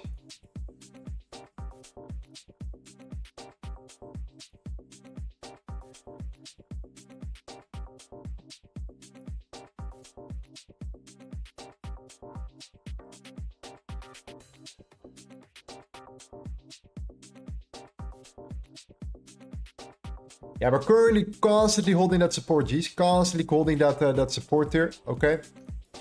And I show you the exact level where we're holding that support from. So around here, I'm actually getting more and more interested now. Let's see what we can talk, or what we can see here. If you go to the, let me look at the 5 minute. You have this gold chart on the 5 minute now. And look at what we're doing here. We're constantly trying to hold on towards. We have, of course, that trend now that we're building on the lower time frame, right? We have been kind of holding up here. So shorting into it is never really a good idea. Then I take the last swing. So I take this swing low. Right here, that's kind of the last series low that we created internally on the 5 minute. This was that low, right? And then this is the high. And if you take that data and you measure the volume traded, then it gives you the swing very high. That's a key level. That's a 23.98. And you can see that right now, around the 23.98, it looks like this. All right, we're holding up. We're trying to break it, but we're constantly getting rejected from it. So on the lower time frame, it looks much more, it looks much better, right? If you see this on the 30 minute, you think, oh, it looks very bearish. Very bearish. So for me, it's important to really start breaking, like I said before, below the 23.90, 93, 94, which could then indicate to me that there is, potential short continuation plays that might be interesting. But until then, we might still even hold up. So yeah, I will keep a close eye on the lower time frame. And yeah, what we can do there. Because if it does hold up and you start showing bullish momentum here, and you start breaking these internal highs, let's say on the 5 minute time frame here. So you have this high, 2401, and you do break that, then you suddenly have a window of, how big is this? 35 pips. So that's a good stop loss, right? To start taking it towards 2409, which is that final wave potential. So yeah.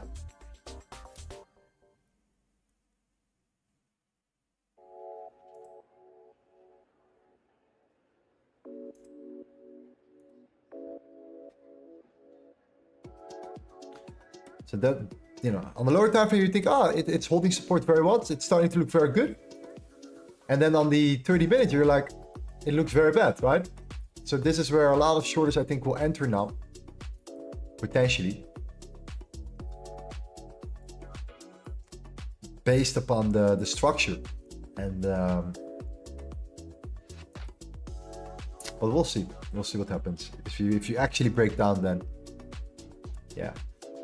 If you start breaking above, then I think you have a really clean continuation potential. So that means that you could really start thinking about going for the highs now. Like one more wave up. You're just trending, building, trending,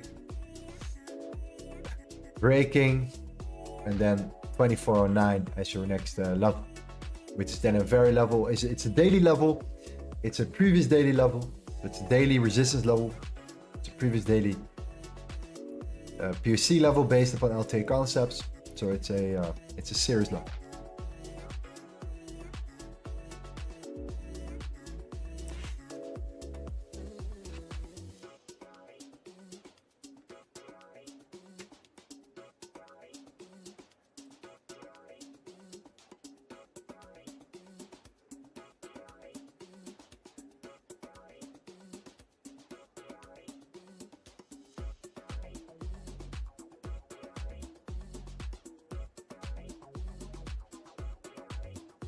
So we're heading into the 50 minute closure. I think that this next 50 minute candle is going to be pretty crucial because it's a 30 minute closure as well.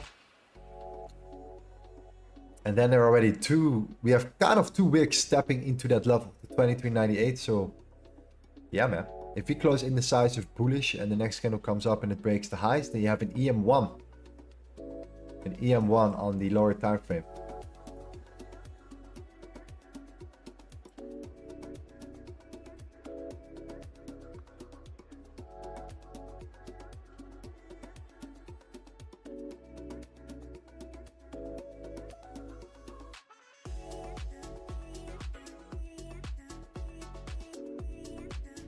So when you look for long, so if you start breaking the 2401, I think that we're looking very, very nice. I think the next 50-minute candle closure is going to be key. This is 30-minute candle closure. And yeah, for me to short, I need to either get to the 2409 or we need to break this level before looking for short continuations. That's practically it. So in an interesting level where we're currently at. Right? It looks very bearish, and then no, we're not bearish yet. We're flipping bullish. We're holding that support.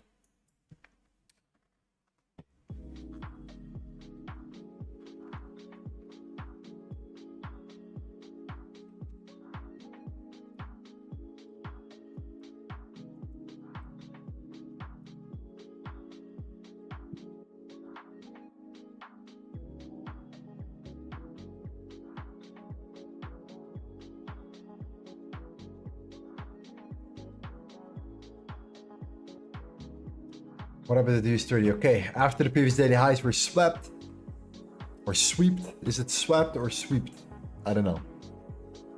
Swept. Okay, the previous daily highs were taken out. We're pulling back. So I hope the guys took profit there.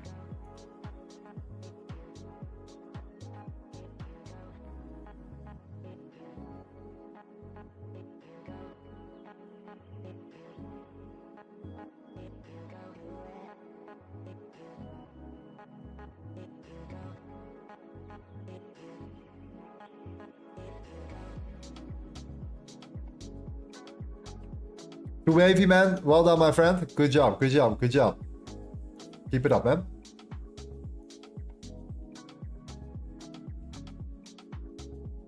Is it swept or sweep?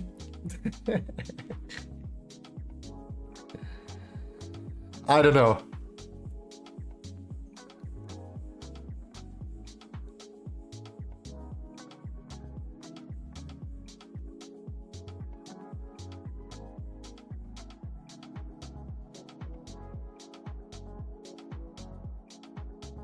Siddhartha says, hi, I read your LTA from your website. One thing I'm confused about is how to take entries. I did 3 days back test on gold. Levels played out nicely, but with stop loss. Yeah, so we have entry models, man. Entry models for a reason, right? These entry models are built to help you out too. Yeah. So that's why. You have entry models for a reason. Okay, so I start to like this though, geez. I start to like this structure on the lower time frame after that bounce. And yeah, the dollar is having a hard time, right? A hard time with following through here. There's no follow through with the dollar. And look at the 4 hour, for example, right? Or the higher time frame as well.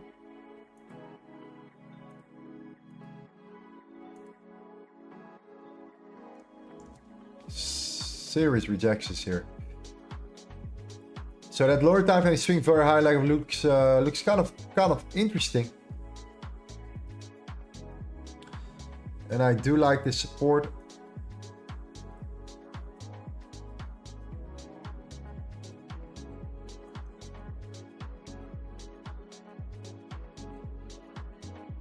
$24.09.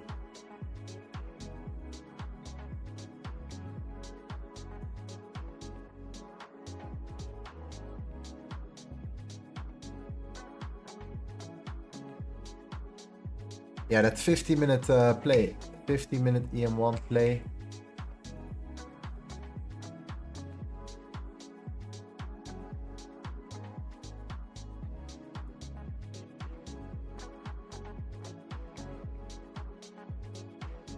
Which is also 30-minute play, by the way. It's practically where all the levels are aligned. The 50-minute, the 30-minute, the 5-minute are all aligning here. So it depends where we close this next 5-minute candle. 6-minute, 6-minute candle.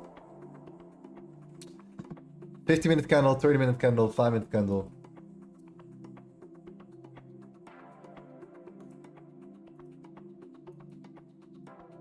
That could be a buy stop.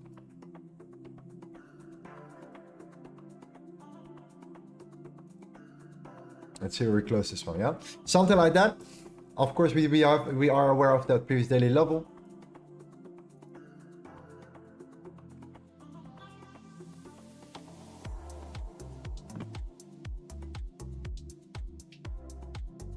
Ray says yesterday Euro NZD trade from the trading floor was a killer. All right. Past tense has swept, present future tense sweep. Thank you. Thank you, Gavin. We most likely will sweep the highs, and we have swept the highs just now on the US 30.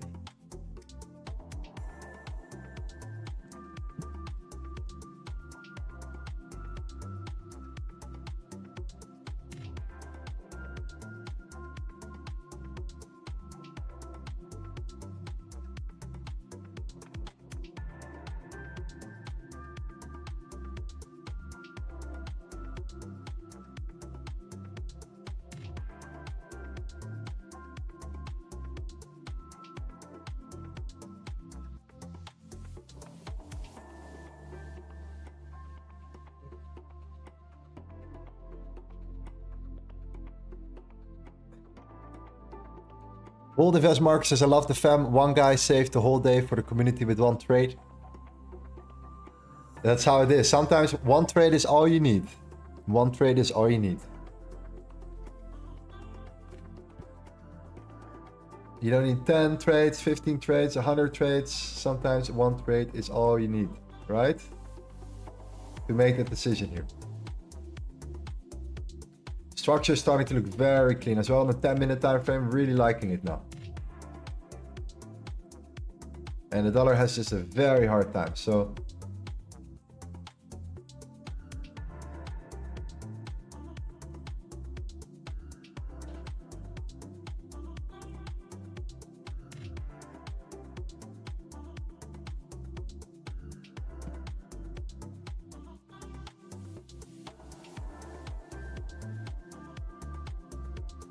I can't seem to find it one trade. That's why you have a community, man.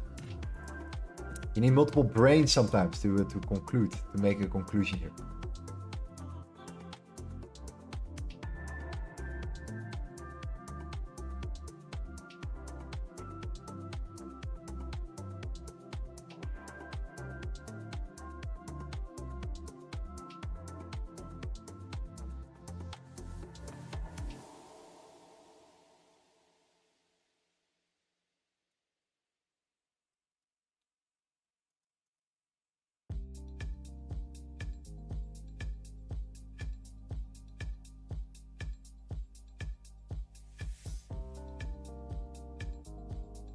Since we look at the lower time frame, yeah, are we still looking at entry models on the 30 minute? Yeah, I think so. I think still it's still an EM1 on the 30 minutes. So even if you hold here, I'm just observing the lower time frames right now, just to understand what's happening. Okay, and what's currently happening is that we are kind of holding up. We're potentially holding up very well. We might indeed fill up the rest of that gap. We might get towards the 2409, so that will be the target, 2409.43. And I do think that the 30 minute is then showing us at least somewhat of a trade potentially. If we close this 30 minute candle, we have these two wicks in the 30 minute, and then the next one is that break of the top wick, the high, setting the bottom wick, flip that candle, and target the 24.10.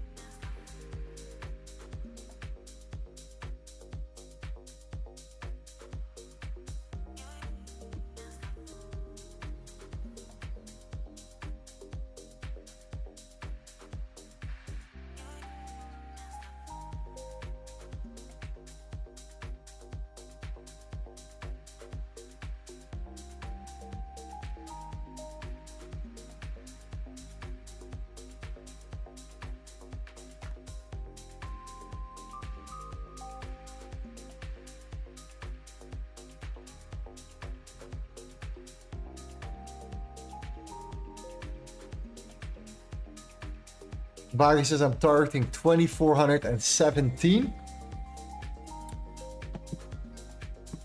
Current weekly very high and the head and shoulders neck break. Okay. Yeah, I think 2409 is a 2410. Could better say is a critical level. Critical level. Yeah, that would be the ideal case for me potentially. And we're closing this one in 1 minute. So starting to set up here a little bit right now for gold.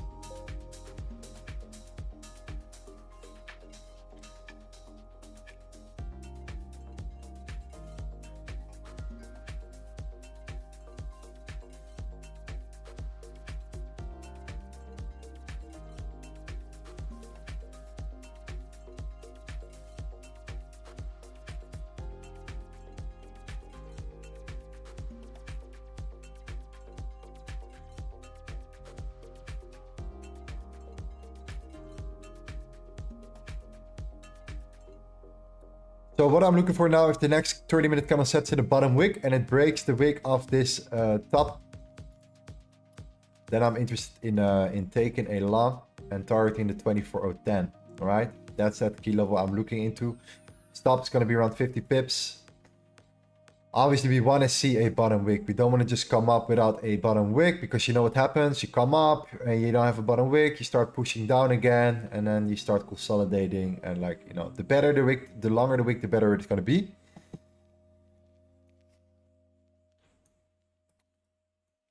It doesn't have to be, you know, too large though. It can be until like 2400. This is okay.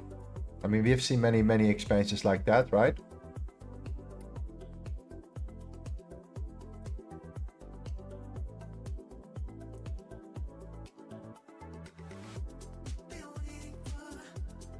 And it's kind of like that here. I just want to target the highs here. I'm going to target my stops below the lows, targeting the actual highs here.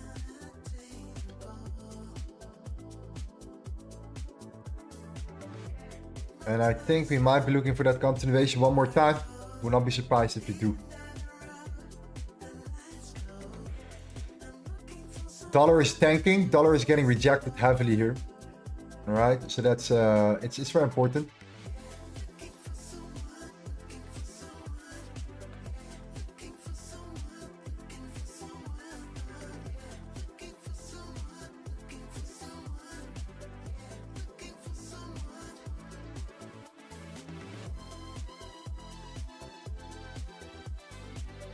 I'm happy with that support.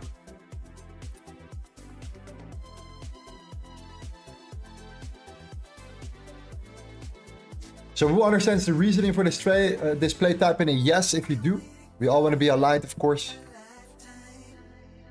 Want to make sure that we are as aligned as possible in the group. There is no confusion around the reasoning. Okay, that's important.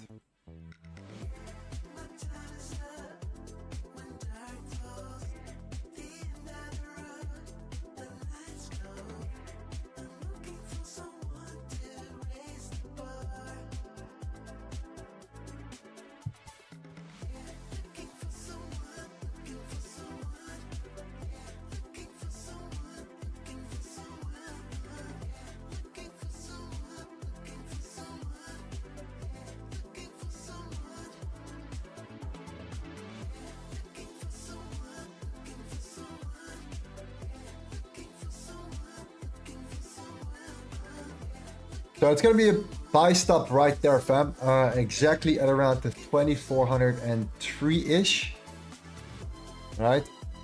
2403, maybe 2402.5-ish roundabout. Okay?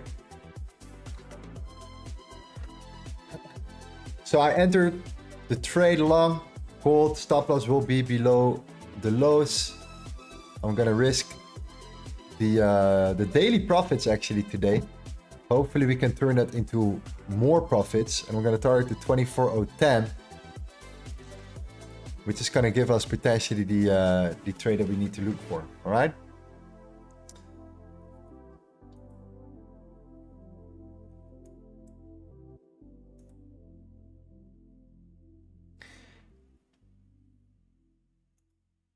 So I'm in the trade right now. Let me open it for you guys so you don't have to see exactly here. There we go. the new wave makes it a little bit easier for you guys to see what's happening.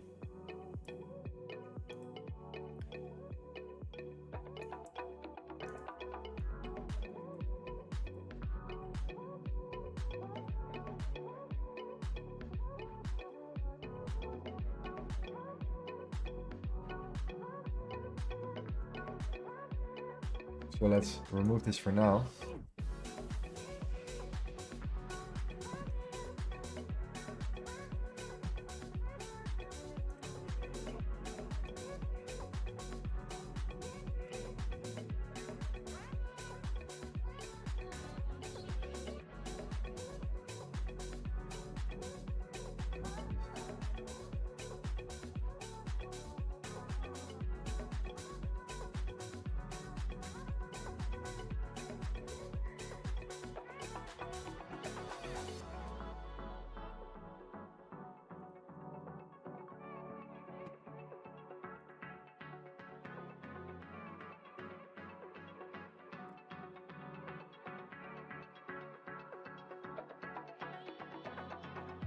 Why did you enter a buy?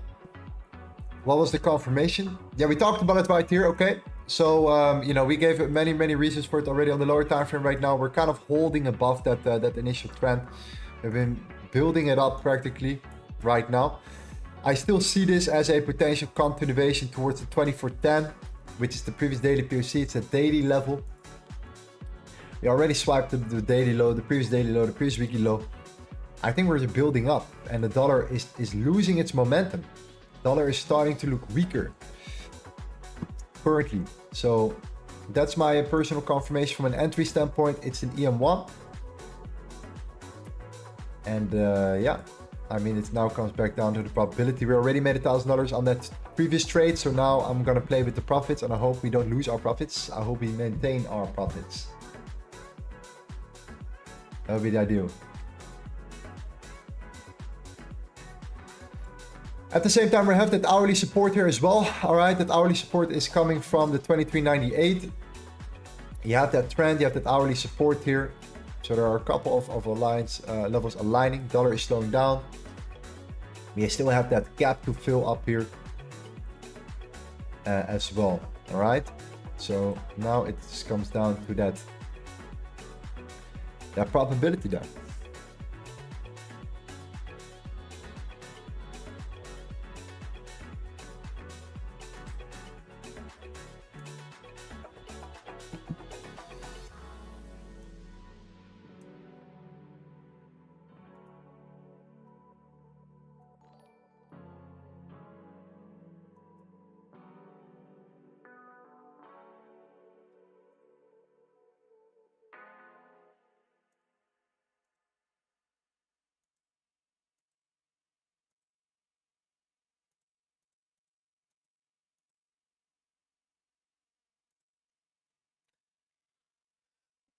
What about the Euro USD? Yeah, if the dollar is tanking, it's gonna be good for the euro. That's for sure. That is definitely the case.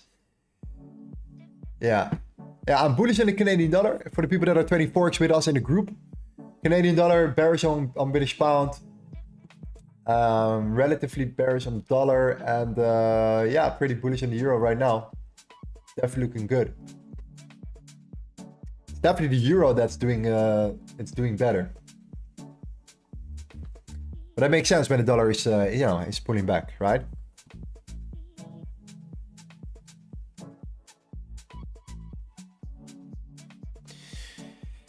Are you trading live or demo? I'm only trading live, my friend. Always trading live. Never have traded demo here on this channel.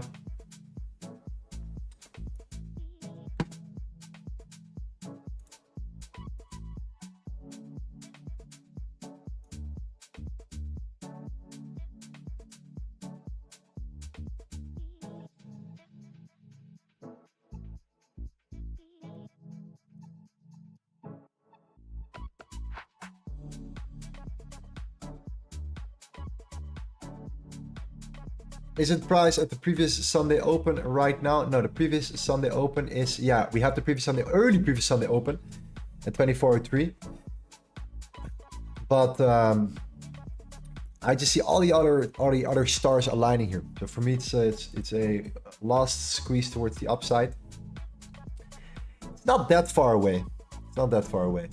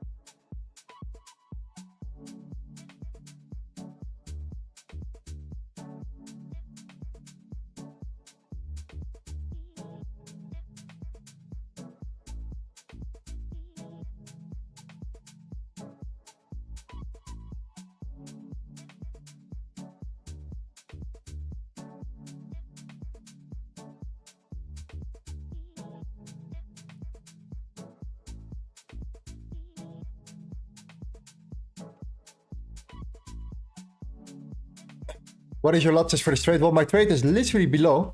Okay. I made it for you so you could see it this way. So it's like nice and easy for you to see exactly what's happening here. Okay.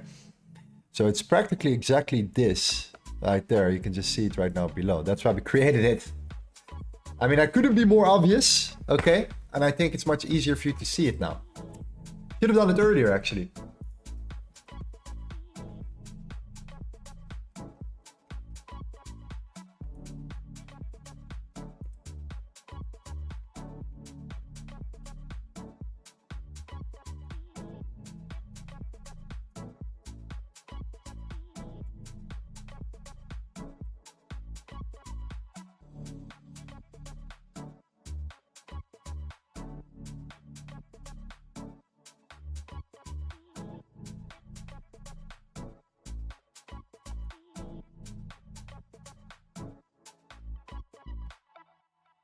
Robin says 4-hour kind of looks great to flip.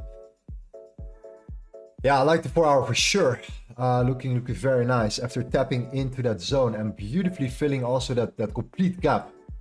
Complete gap fill on the 4-hour is indeed looking very good. I do agree with you, man. That gap fill looks very, very clean. Yeah, that retracement as well. Yeah, you're kind of holding in that zone as well. Yeah, a couple good things, right?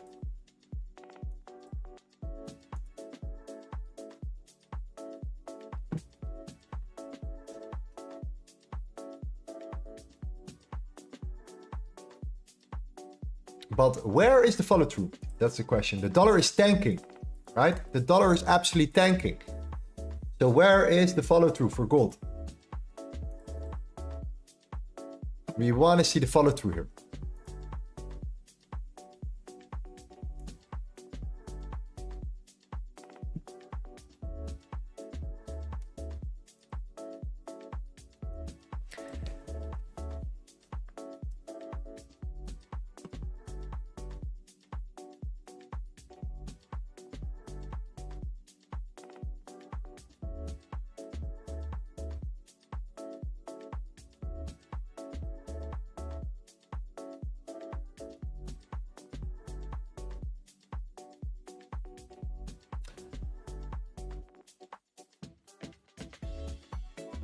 Top Dog says, I would like to see a red doji 5 minute to give the move a little bit before pushing higher.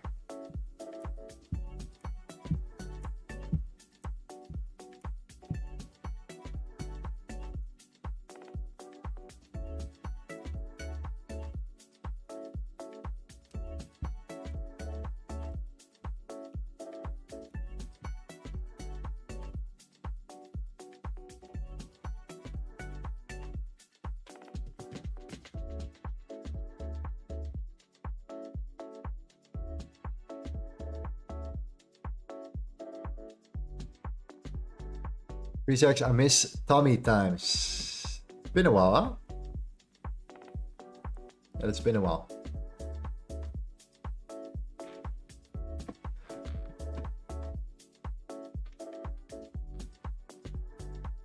It's actually such a good idea to just keep it like this. So much better.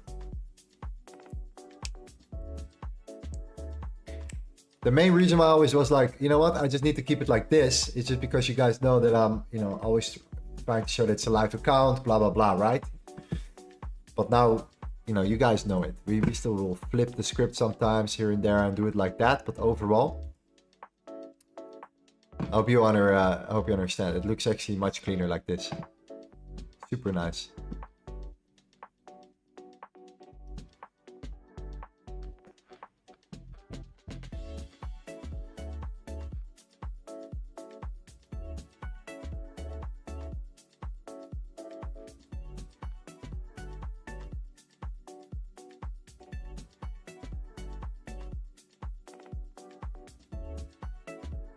Where is your stop loss? My stop loss is right below, you can see it. It's at 2396.84. It's the lowest of the 1 hour.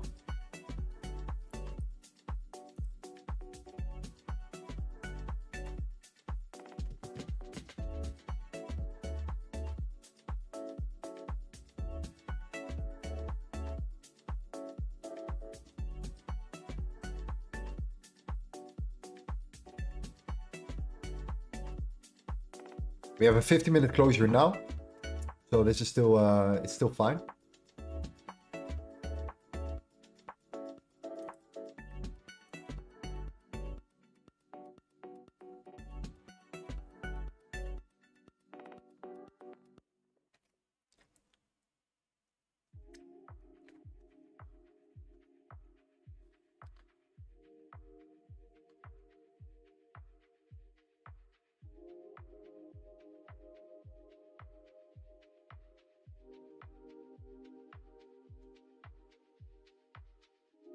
Is it 3% risk on this idea? Yeah, I think 3% on this one is completely fine. I mean, it's like, you know, it's not that we have, that this is our portfolio, right? We just have this on our account right now, but we of course have much more money to work with. So yeah, this is not, it's actually not 3% if you look at it from that angle. It's just $1,000 risk.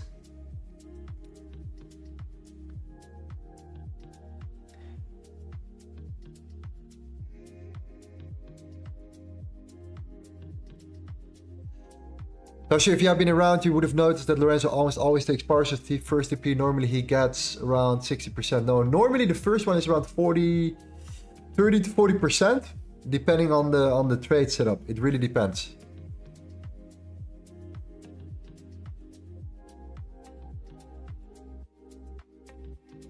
Yeah.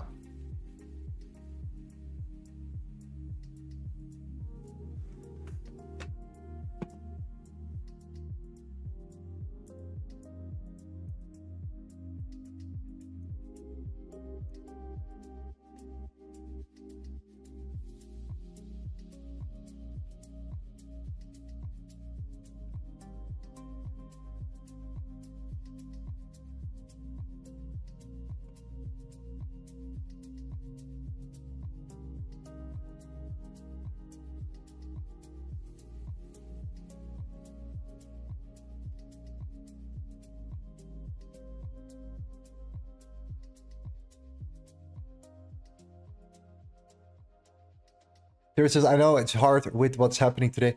Today I only entered other people's trades because I don't believe in myself anymore. And then this happens.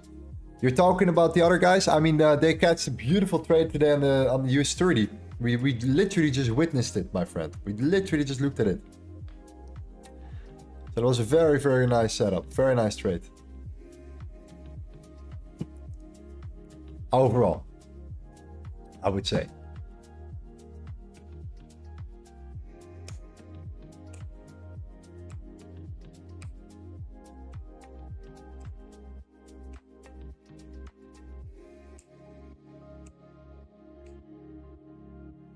I find it interesting when you start the stream calling a level like 2409, it doesn't hit, and then you decide to take an EM concept that pops up towards that level as opposed to waiting for that level. It's a good point. I do believe that you know, there were enough confirmations here that we were looking potentially to get to that point as well. Sometimes I like to trade towards that point to then take a trade right away after that point. So go from one trade to another.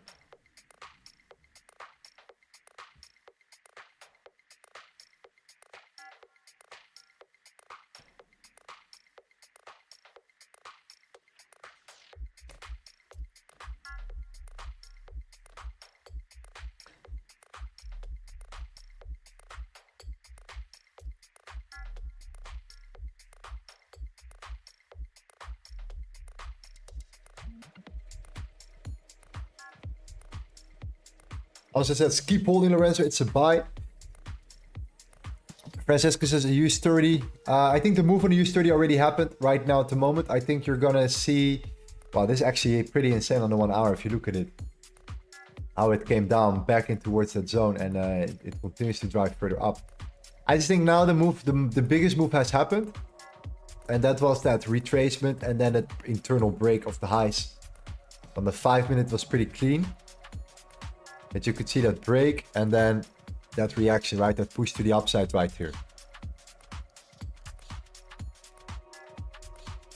So I think the US30 move has happened now.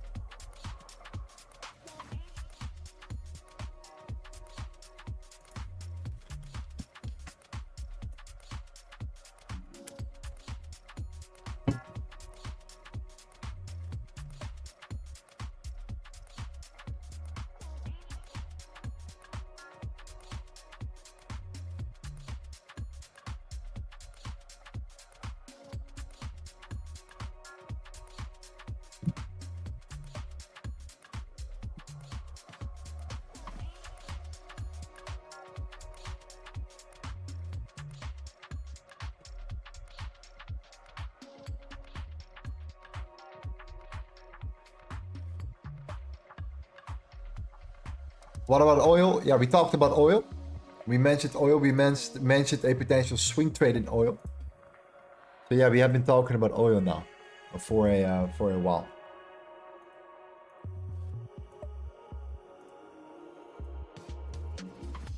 And oil looks very good. Oil looking very nice.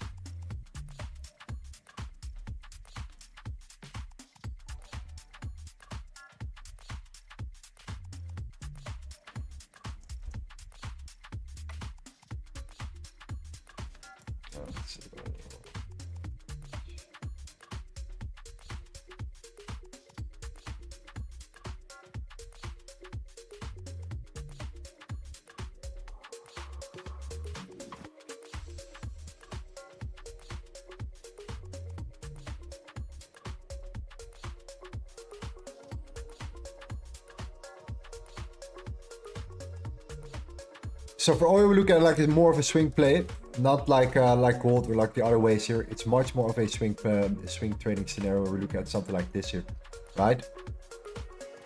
The oil is much more swing trade orientated.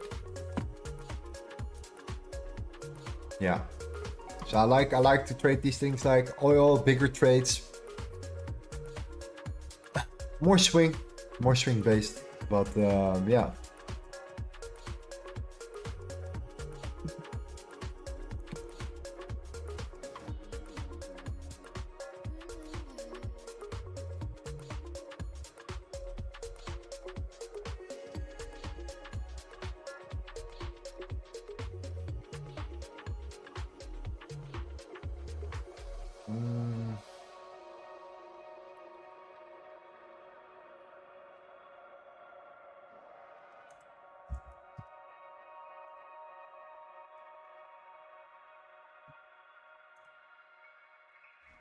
How much do you risk every trade? $1,000.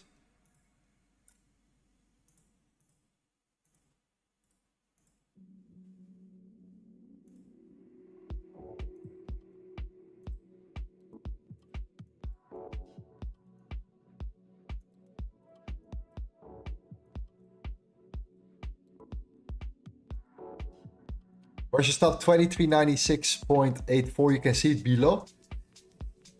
We still have the swing value or high, right? The 2398.4 is still a critical level as well. So the last thing that we want, of course, that we get swept and then, you know, we reverse up again.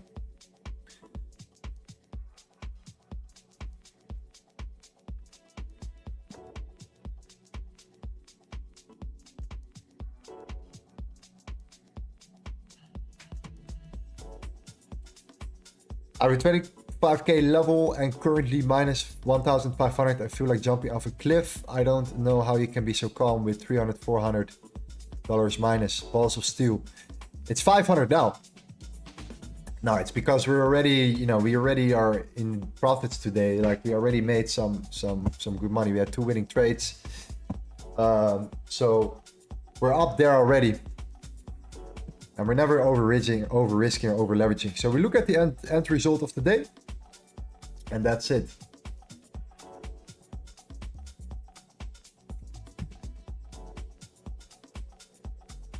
I'm not gonna sit there and say, it doesn't do anything to me. Of course, it's not nice to lose a trade, but it's you know, you should also then, you know, not be as happy when you win either, right? It comes from both sides.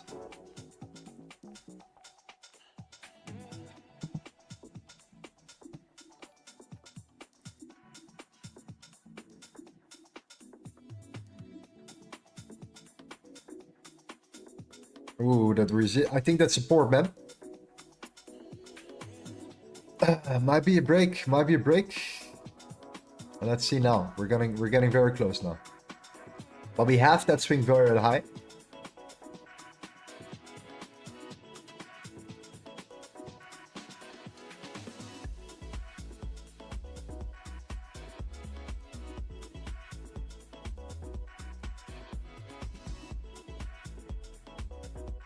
There it is, I guess. The real problem is maybe I missed the good trades and only entered the bad ones last Monday and last week.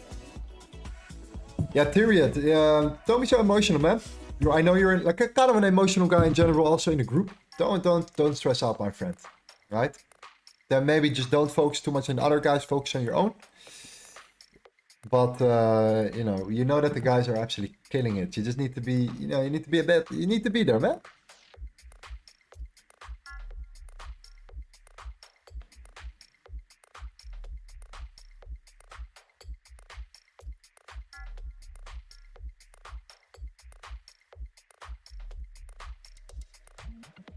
Yeah, so we really want to hold that support, of course. We don't want to break it.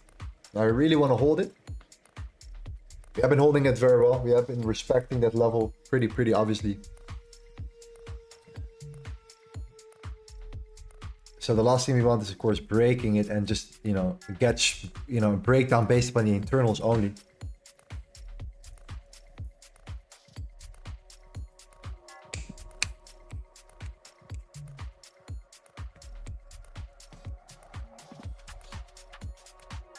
Oof. What?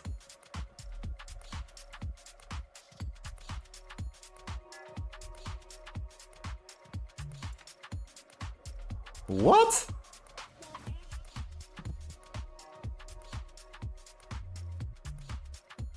What did I miss?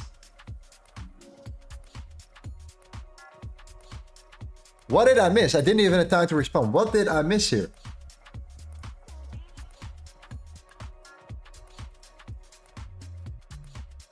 Yo, crazy volatility, man. Wow.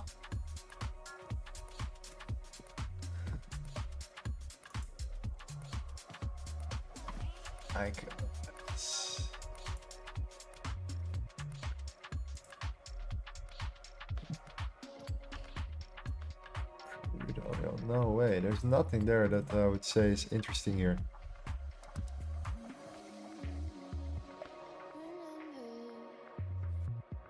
$3.7.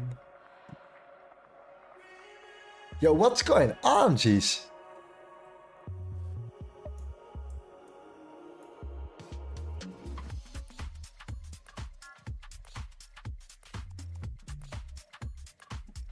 What was that move? And now that moved down. What's that move, man? There's nothing that I could anticipate here which could impact price like that. Like, seriously.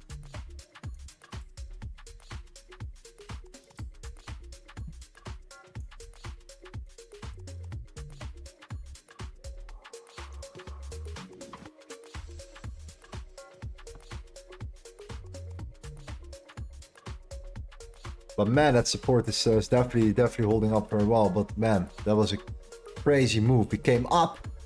That was an instant what? 40 pip move in a second and right down in a second.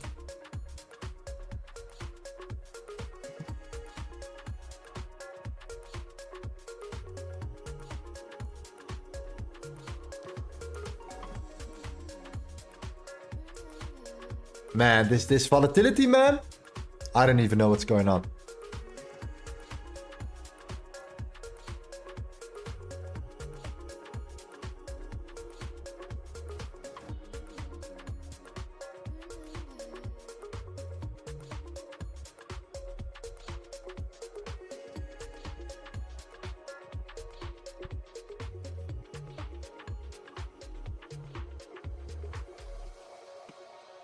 Wow, I haven't seen that. It's crazy.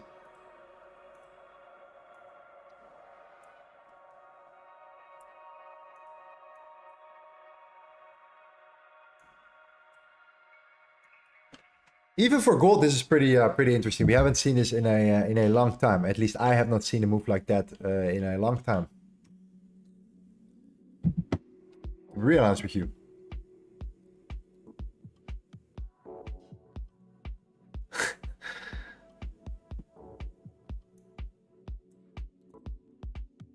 Damn.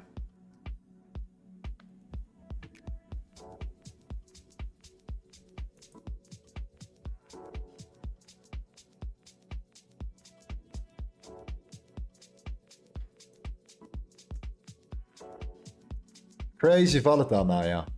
Wow.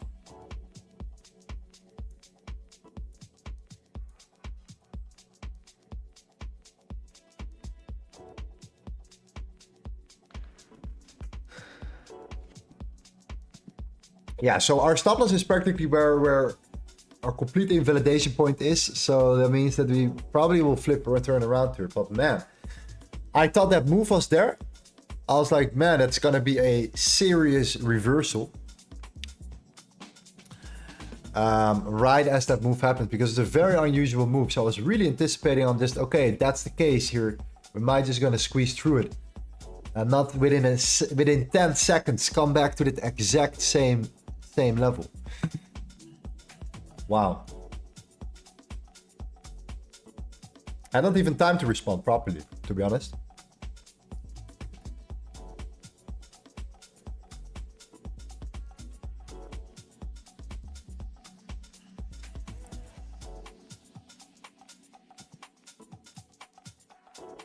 I'm very curious what caused that move.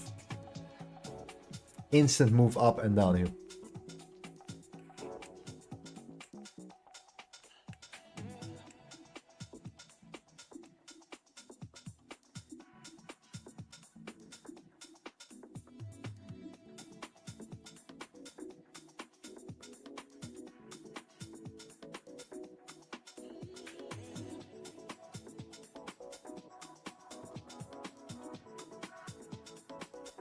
I think there's a big chance we're gonna head to the stops, to be honest. We'll be, in my opinion, pretty lucky if we survive this one.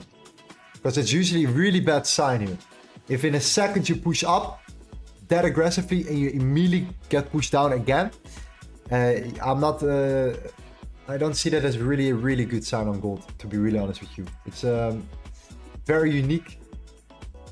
A very unique move. I haven't seen this in a long time. An instant 40 pimp up, exactly because there is no external reason. It practically looked like a news move.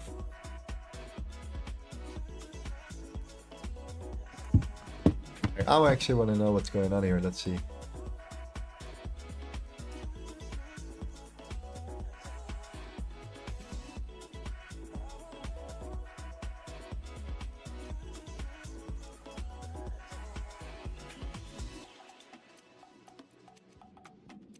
No.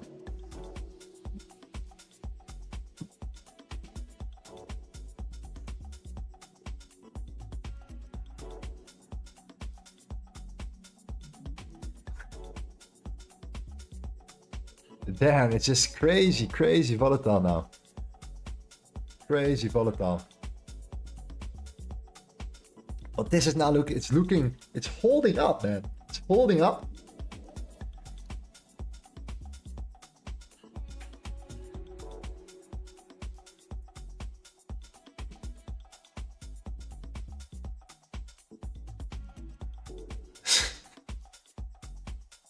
Crazy.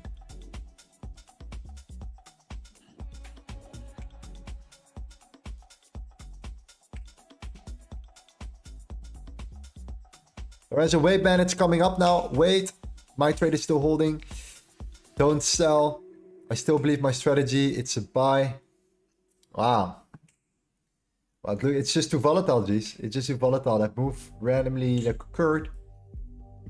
Yeah, man. I don't know. I don't know. Well, we're gonna just sit this one out and see where it takes us now. That's it.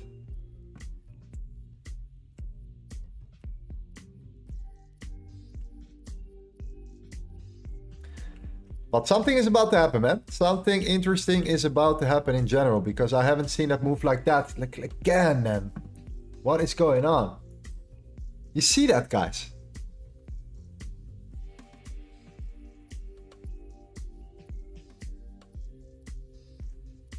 Like, what is going on, man?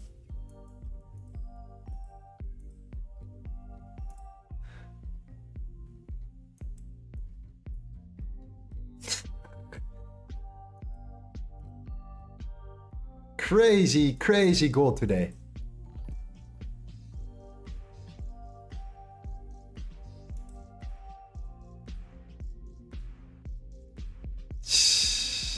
And it even looks good. You know? It looks like we're gonna take out some highs. It's like crazy.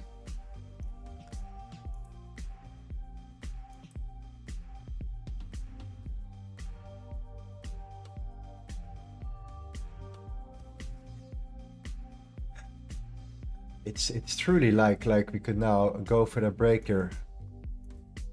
But man.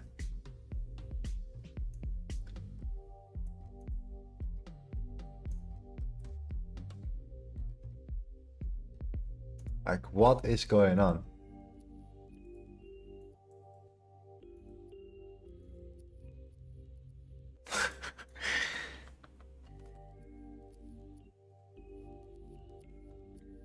These are some big moves, man. Some big impulses here. Some big orders. Whatever the case may be. But something is happening here. Every single time we get to this 23.98.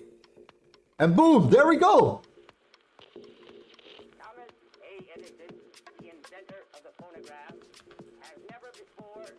It's better than a movie June that I watched yesterday. It was one of the best movies I've ever seen in my life. Crazy, crazy cool, geez. Let me get a drink.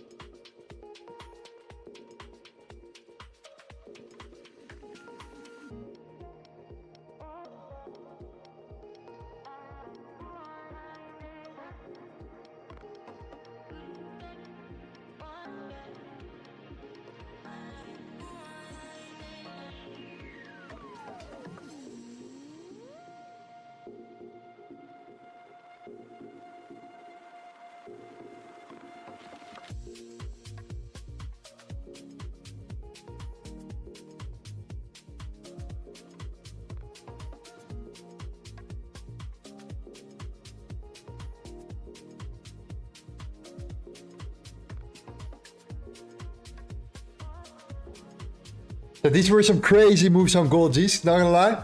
Some crazy moves here.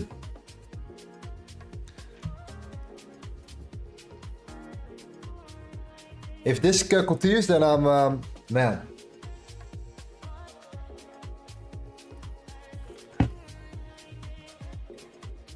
Somebody who doesn't want to break the 23.98.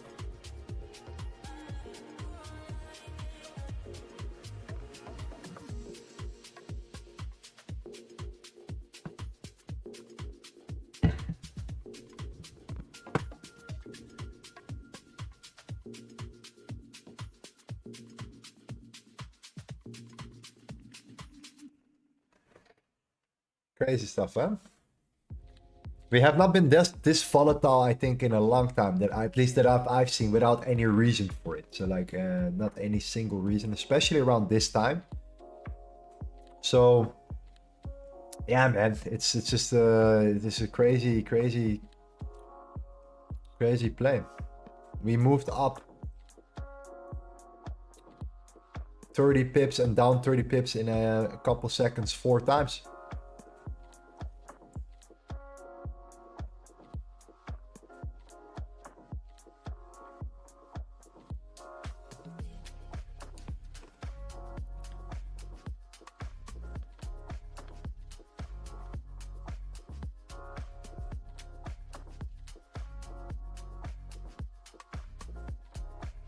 Yeah.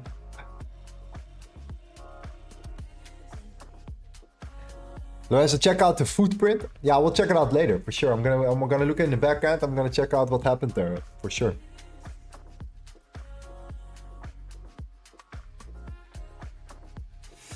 This is also great for the book map, something in a manner as well. I'm gonna check that out as well later.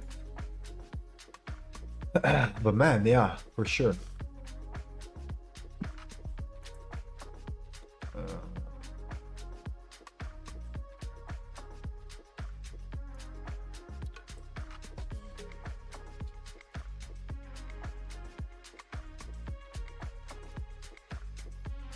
Yeah, I'll check it out. I will definitely check it out.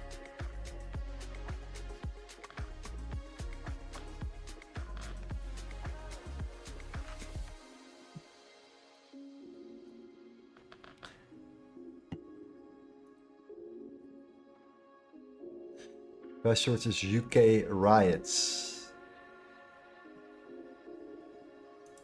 In my opinion, right now it's just a 50-50 play, man. It's a 50-50 play.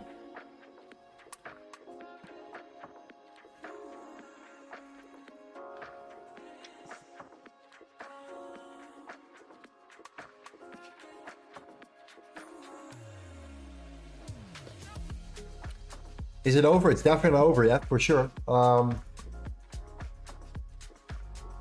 it's just compressing. It's compressing now. That's all it is. It's breaking. It's building. Massive orders are getting executed. You saw that happening right there. We started to come down every single time we pushed into it. Boom. Come up. But at the same time, we're coming down aggressive. It's almost like we have one aggressive seller and one aggressive buyer, and they're trying to just literally fight it out right now in the middle to see who's gonna win here. It's kind of what we're doing here. We're just compressing, creating higher lows and lower highs, and that's it. Whereas initially it was like, you know what, looking very clean, like we're starting to build something, we're pulling back, we might be just breaking, continuing the momentum towards our key level, the 2409. And then we make the bigger move today around the previous daily POC, the 2410, which is a daily resistance as well. But yeah, no, this is definitely interesting, man. We haven't seen it being that volatile in a while. So yeah.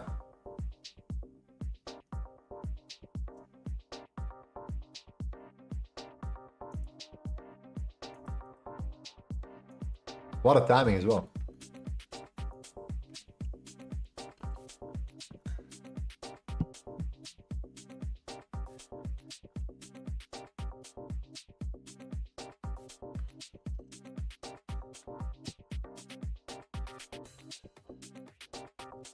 All right, this is moving up. The dollar is moving down. Dollar is still weak. Yeah, it went from like a pretty certain trade. I was pretty certain now to like more of a 50-50 play in my opinion now.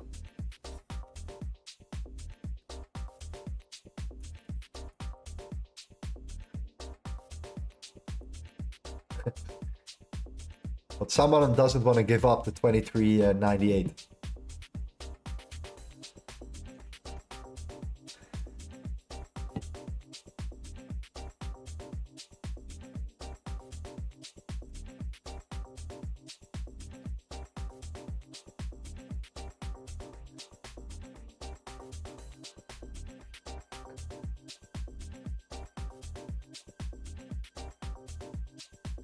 When two elephants fight and you are in the middle. That's kind of what's happening right now. It's like two trucks on the highway and you're right in the middle. And the truck in front of you is pressing the brakes. That's how it feels.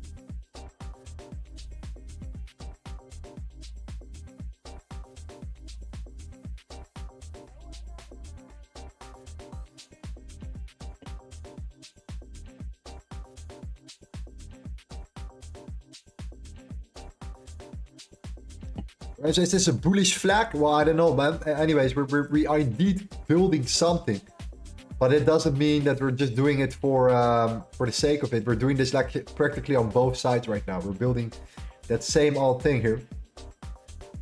Initially, you know, I was just looking at that initial momentum, that trend here, but now it's like, you know, now if you look at it from this angle, the moment we got there, we got back down there, it started to just aggressively shoot up. And you see on the 1 minute, and that's why I show the 1 minute candle here, you literally see the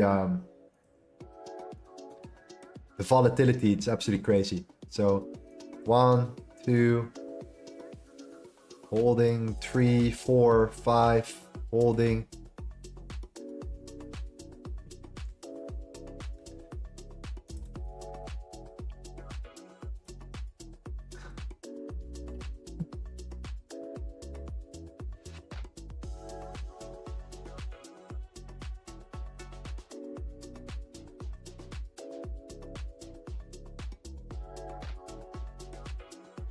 Yeah, same happened yesterday as well, but I just see it right now. Very, very volatile as well right there. It's not buoyant, it's just volatile. That's what it is. Yeah, okay.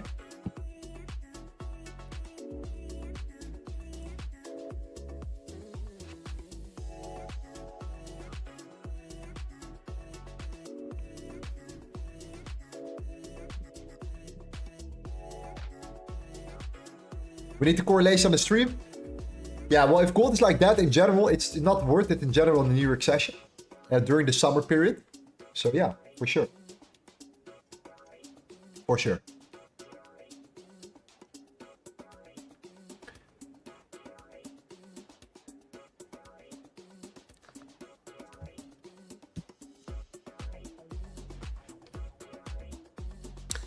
But yeah, crazy volatility, man.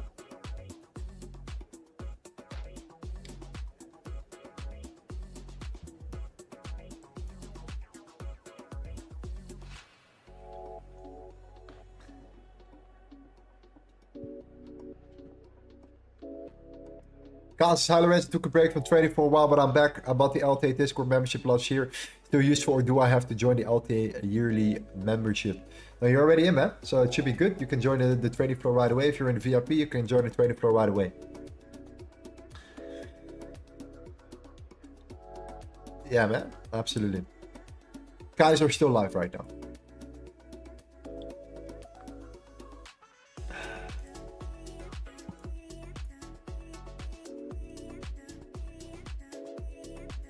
I know, what was the reason for buys? We had a lot of good reasons for buys, but yeah, after that moment we started to really going, gold started to go bananas, all directions, and I haven't seen it like that for a while. It's been a long time that I've seen it. No direct indications for it. News, no news. All right, nothing that could think about me, being interested in gold like that moving. I don't see anything in regards to news that could have or might have impacted the price like that.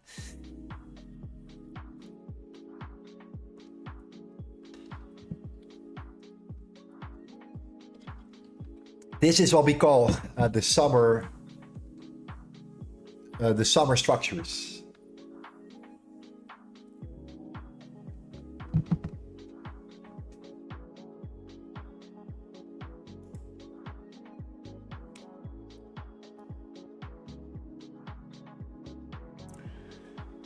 Other reasons for gold to come up? I mean, yeah, that's why we initially took that potential trade, and we still have not broken the structure right now. We're literally at the verge of it. So yeah, no, 100% we are. But to be honest, you don't want to be in it. You don't want to be in this right now.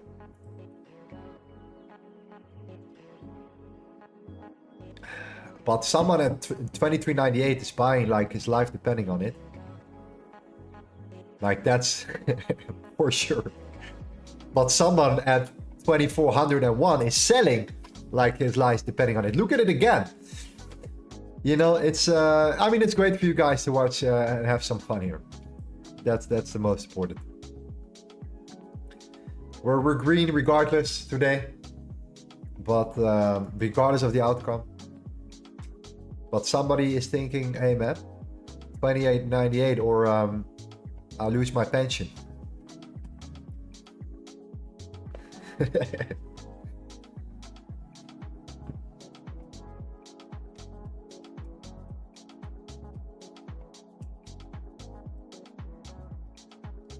But this is like, you know, like these like torturing techniques where they put your head underwater and they keep you underwater for as long as like, you know, possible until you're gonna feel it. And at some point you're gonna feel it, right? And then like the last moment before you're actually starting to pass out, they get your head out for a couple seconds.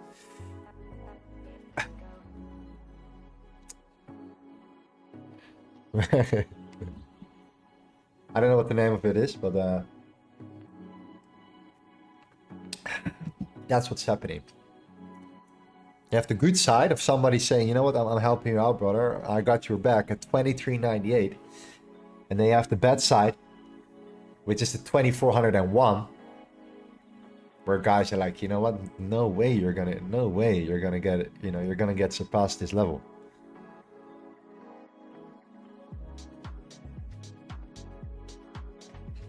Funny enough, on a 50-minute, it looks great, right? And you're like, oh, that looks great, right? On a 50-minute time frame. Looks very good. And then in 5 seconds from now, it drops 30 pips and it's almost there again.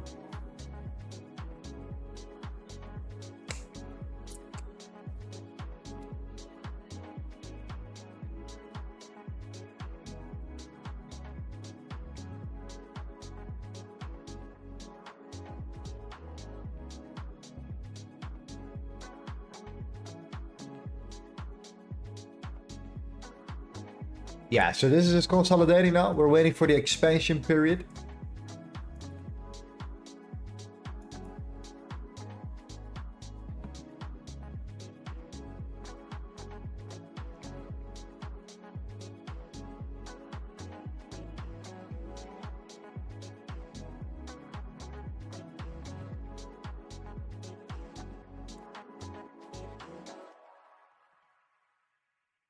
Let's see who's gonna win, guys. 23.98 longs. All right, two wheels are playing this game right now. 23.98 longs or 24.1 sells shorts.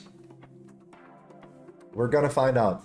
Our stops are at 23.90, 6.84.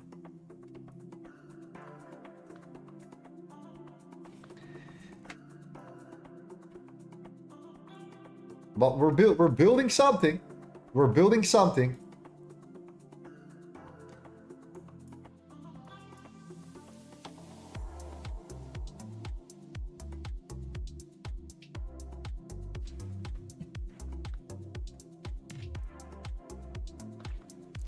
But yeah,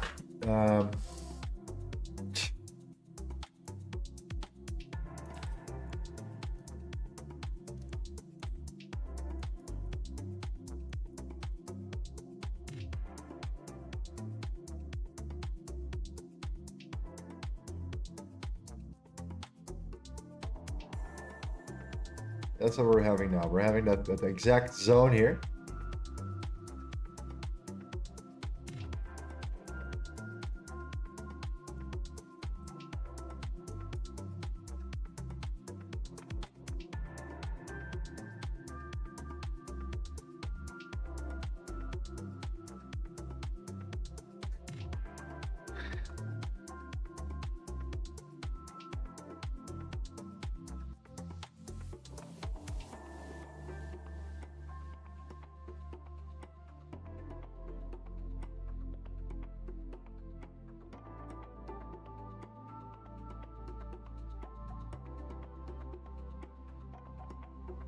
So for now, it's just pretty much a 50-50 play. That's just for certain here. You see this zone, you are indeed building out shorts right now. Okay, so it's just a matter of time here. The question is, are we going to sweep the lows first before that? And if that's the case, then we're going to get targeted. We're going to get out, or we will be stopped out if that's the case here.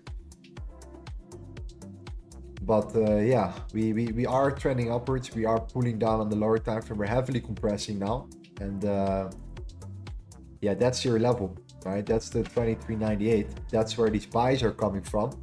These strong buys on the lower time frame.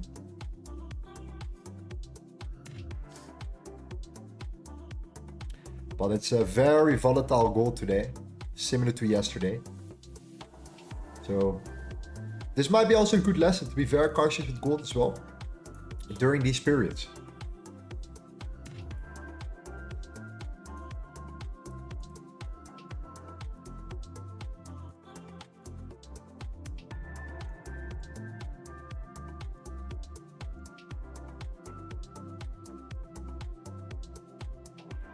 Is the LTA Trading Floor some sort of signal group? Well, guys are taking trades there all the time together. So we're all talking about trades, taking trades. We're looking at this, we're looking at that. We're taking entries. We're not just trading gold. We're actually trading the most currencies. And then I think commodities are secondary. So currencies first, commodities second.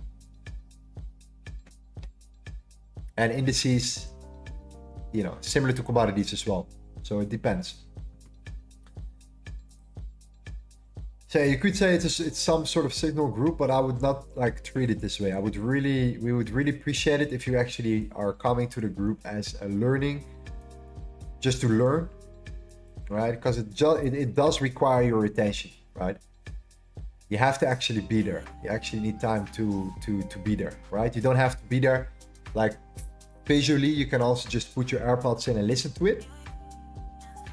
But the guys are going to be there, that's for sure. We call it the place where you learn and earn, right? Most of the winning trades that I get are also from the trading floor. And the reason why most of the winning trades I'm getting from the trading floor is because we're trading the same strategy. So we know exactly why we're looking at something. And that's the reason. So we're all using the same exact strategy. It's called LTA concepts, but it's, you know, with a twist. We're taking the fundamentals in consideration. We have the baskets. It looks like this, right? You see every individual currency right here. And this is not just some currency, it's the basket. It's every currency combined into one chart.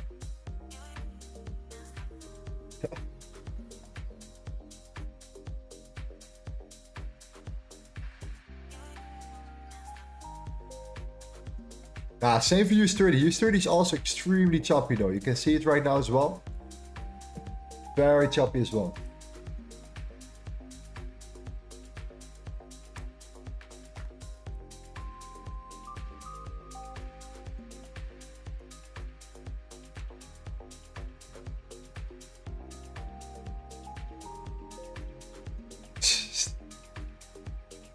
I'll be very, very, very happy if this 23.98 level doesn't get broken. And if it does, it is what it is. But Yeah, this is where you don't want to trade gold, guys. So I would not be interested for you to say, okay, get into a new position now, because this is price action what you have to avoid usually. We didn't see that price action before though, but we're seeing it right now. So this might be the break.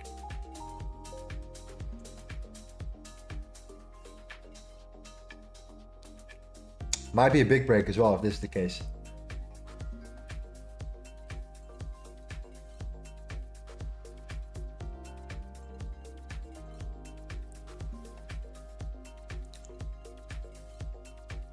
Yeah, we're gonna get stopped or not.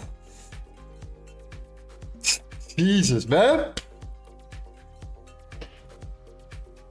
Like, what is going on, jeez?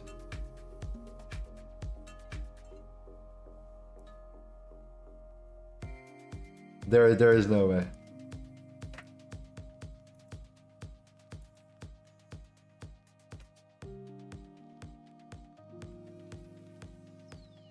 Marcus has not stopped yet. All right. Well, we'll see in a second then. We'll see in a second.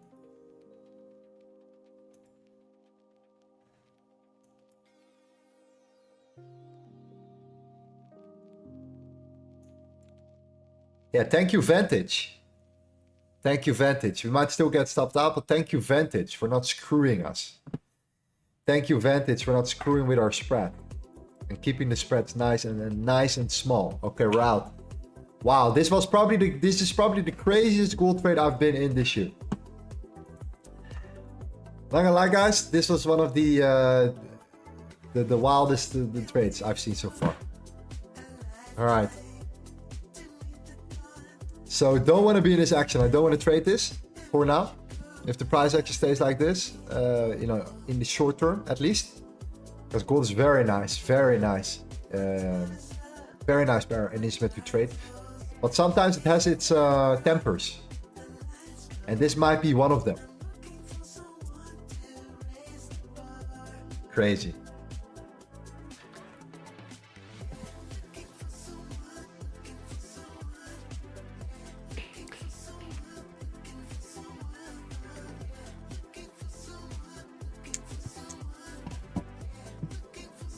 Crazy. Overall, it's still green day, but it's not particularly the money side of things. It's more or less the price actually being encountered when being in this trade.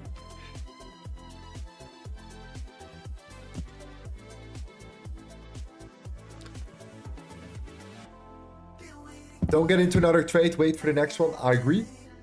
This is not where I want to get involved right now. Yes. Unless you got you know, much lower, but I would not get involved now. No.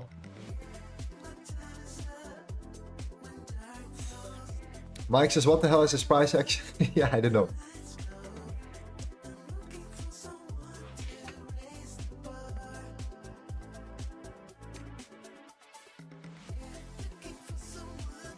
I know it was definitely not news. There's no news involved here, so it's just, you know, that the push up what practically happened was around 2400, 2398.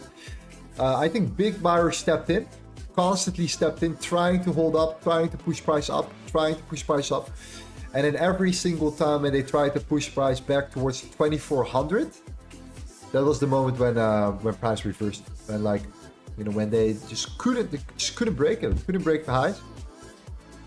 And at that moment we started just to collapse, right? To break. And like I said before, if you now go and you make a decision, you're gonna go fast. You're gonna go big.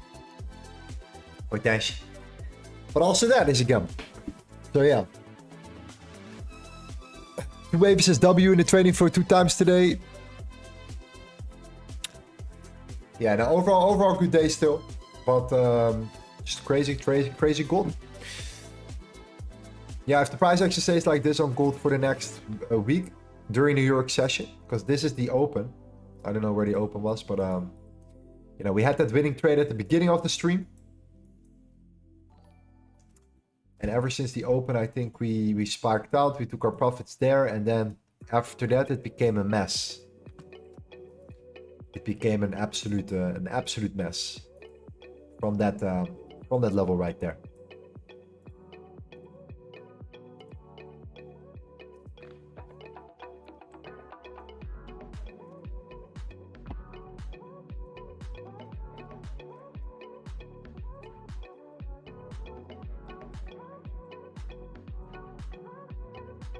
So yeah, my goal is now most importantly to reevaluate the structure on gold for the next couple of days. See if it's relevant or if it's better. We start looking at the Nasdaq or the Dow Jones or some Forex pairs in the meantime throughout the summer. Because this is a great example of when not to look at gold trading. Or when not to be there. When not trying to be in a trade. So yeah, I can get a winning trade and at the beginning and then a losing trade after. And that's just because we lost foil early New York and we didn't have to follow through.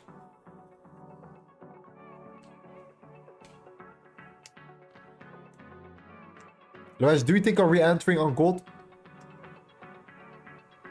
Much lower. Yeah, much lower. The previous daily very low is now a key level. Is a very important level. So usually when there is so much fear, this is where people take the opposite amount of trades. If you are a G, you start buying at these particular levels, or you start looking at lows. So yeah, but what I prefer is the consistent route, right? I don't need that price action for me to personally make a decision and say I need to now aggressively enter, right? I don't need that because there are a lot of other opportunities in the market that is looking very well.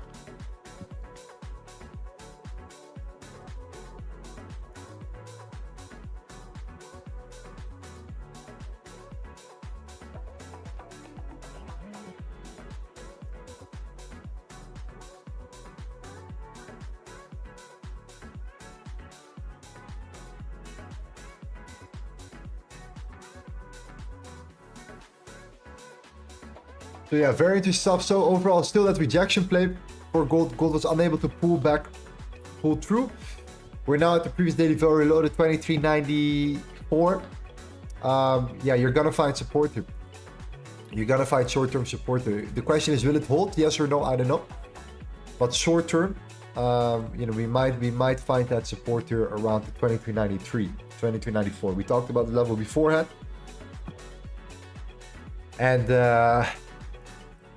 I mean, yeah, anyways, you can try to get into longs to see if it breaks up again. And it might be even worth it. But I think there are much better trade setups that you could look for with a higher probability in your favor, instead of trying to get this get that forced trade in. That's it.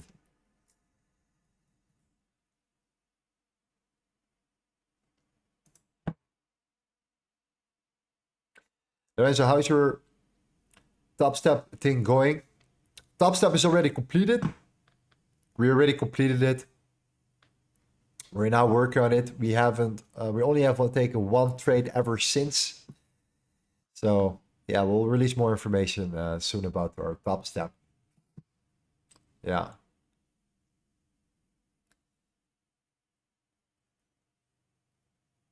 So glad I took this oil trade. It's going to the moon. Yeah, oil is looking very good. We are in an oil swing. The oil is indeed starting to look much better. But yeah, again, that's a swing trade, right? That's a swing trade. So we have to wait and see how that one evolves here. But this is why we utilize the COT data, number one, at critical moments. And yeah, there's a lot more information that was aligning and telling us that we might find the short-term bottom here for oil. So yeah, let's see how it goes. For now, keep in mind it is a swing trade, so it's definitely a trade that I'm gonna hold much longer. And yeah, let's see how that one goes here. But yeah, I was looking at a potential move from the 16th of August to the mid-September range for oil, something like that. So let's see. I mean, Canadian dollar looks good, oil looks good. These things are heavily correlated. So pretty bullish on oil so far. And yeah, gold. I mean, we'll find out. So yeah.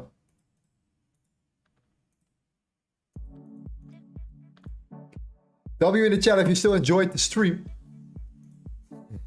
If you enjoyed the entertainment. I watched this movie June. I've never seen that movie before.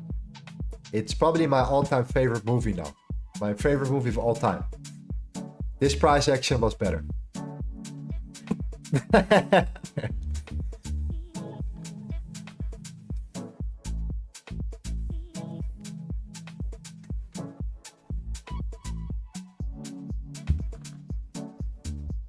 Anyways, okay guys, we're gonna keep a close eye on it. I am in that oil swing, long.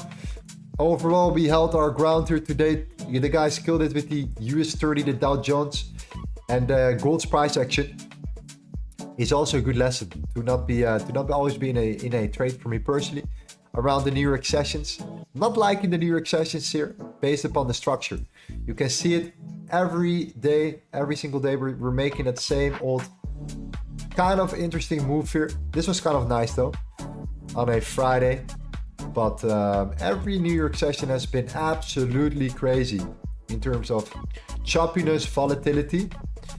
So if this remains, I'm going to go back to Forex, back where we're killing it, where we're making the most money. And I'm also going to use and integrate the same format on the YouTube live streams. Okay? Because I think it's worth it. It's not only always about gold. The main reason why we're trading gold is because people came because of it. But it doesn't have to be only gold, because it's in the end it's about making money as well here. Initially looked great, but if it stays choppy, then you know, we throw our profits away and we get back to break even. It's not gonna work. So yeah, we might switch it up to more pairs, more Forex pairs, particularly sometimes the indices as well. As you guys could see clearly that EM3 that we started. If you take out the previous daily very high, previous daily high was a beautiful setup. But yeah, we're keeping a close eye on it, geez. So I'm gonna do a poll in our group. We're gonna talk about it. But if you just look at the price action of New York over the past 2 weeks or something, a week and a half, 2 weeks, it might actually be just not worth it, based on what I can see here. Now we're kind of looking at it. Okay, London, super nice. New York, mwah. Right? Keeping a close eye on it. Last month we were up still, but we want to make sure that this month we stay up as well. And if we then sometimes have to change it around, then we have to do that. We have to do it. We don't want to encounter a losing month because the summer price action on the gold time frame, the volatility that comes with it. All right, G's. So keep a close eye on the next stream. We're gonna potentially do a giveaway tomorrow. I think tomorrow we're gonna do a giveaway, not today. Tomorrow we're gonna get more guys into our group. So for the people that are or cannot afford it, right, to be in the trading floor, to be in the VIP, which is the trading floor, then you might be lucky tomorrow. You might be lucky tomorrow. All right.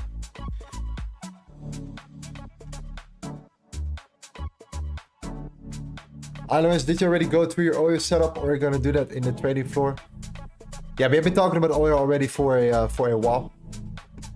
We were extremely bearish. Our biggest trades came from oil last week, but right now at the moment we are potentially looking at a reversal. I will discuss it with the group. Exactly. There are gonna be a couple more trades as well. Okay, guys, take care, and I'm gonna see you again tomorrow. Hope you guys enjoyed the party. Because this was this was something.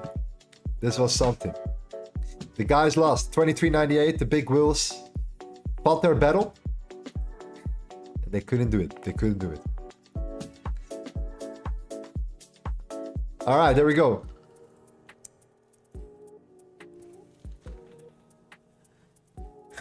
Ray says back to the trading floor. Yes, sir. Lorenz, go to the trading floor, please. Yeah, we'll get there in a second, man. All right, take care. G's gonna be back tomorrow on stream. If the price action is good, if we see something nice. But you know, we're gonna come in a new format regardless. We're gonna talk about it. Okay. This is typical summer for gold. Completely normal. Tomorrow giveaway, yes, sir. Raf, thank you, man. Ronit, Arona.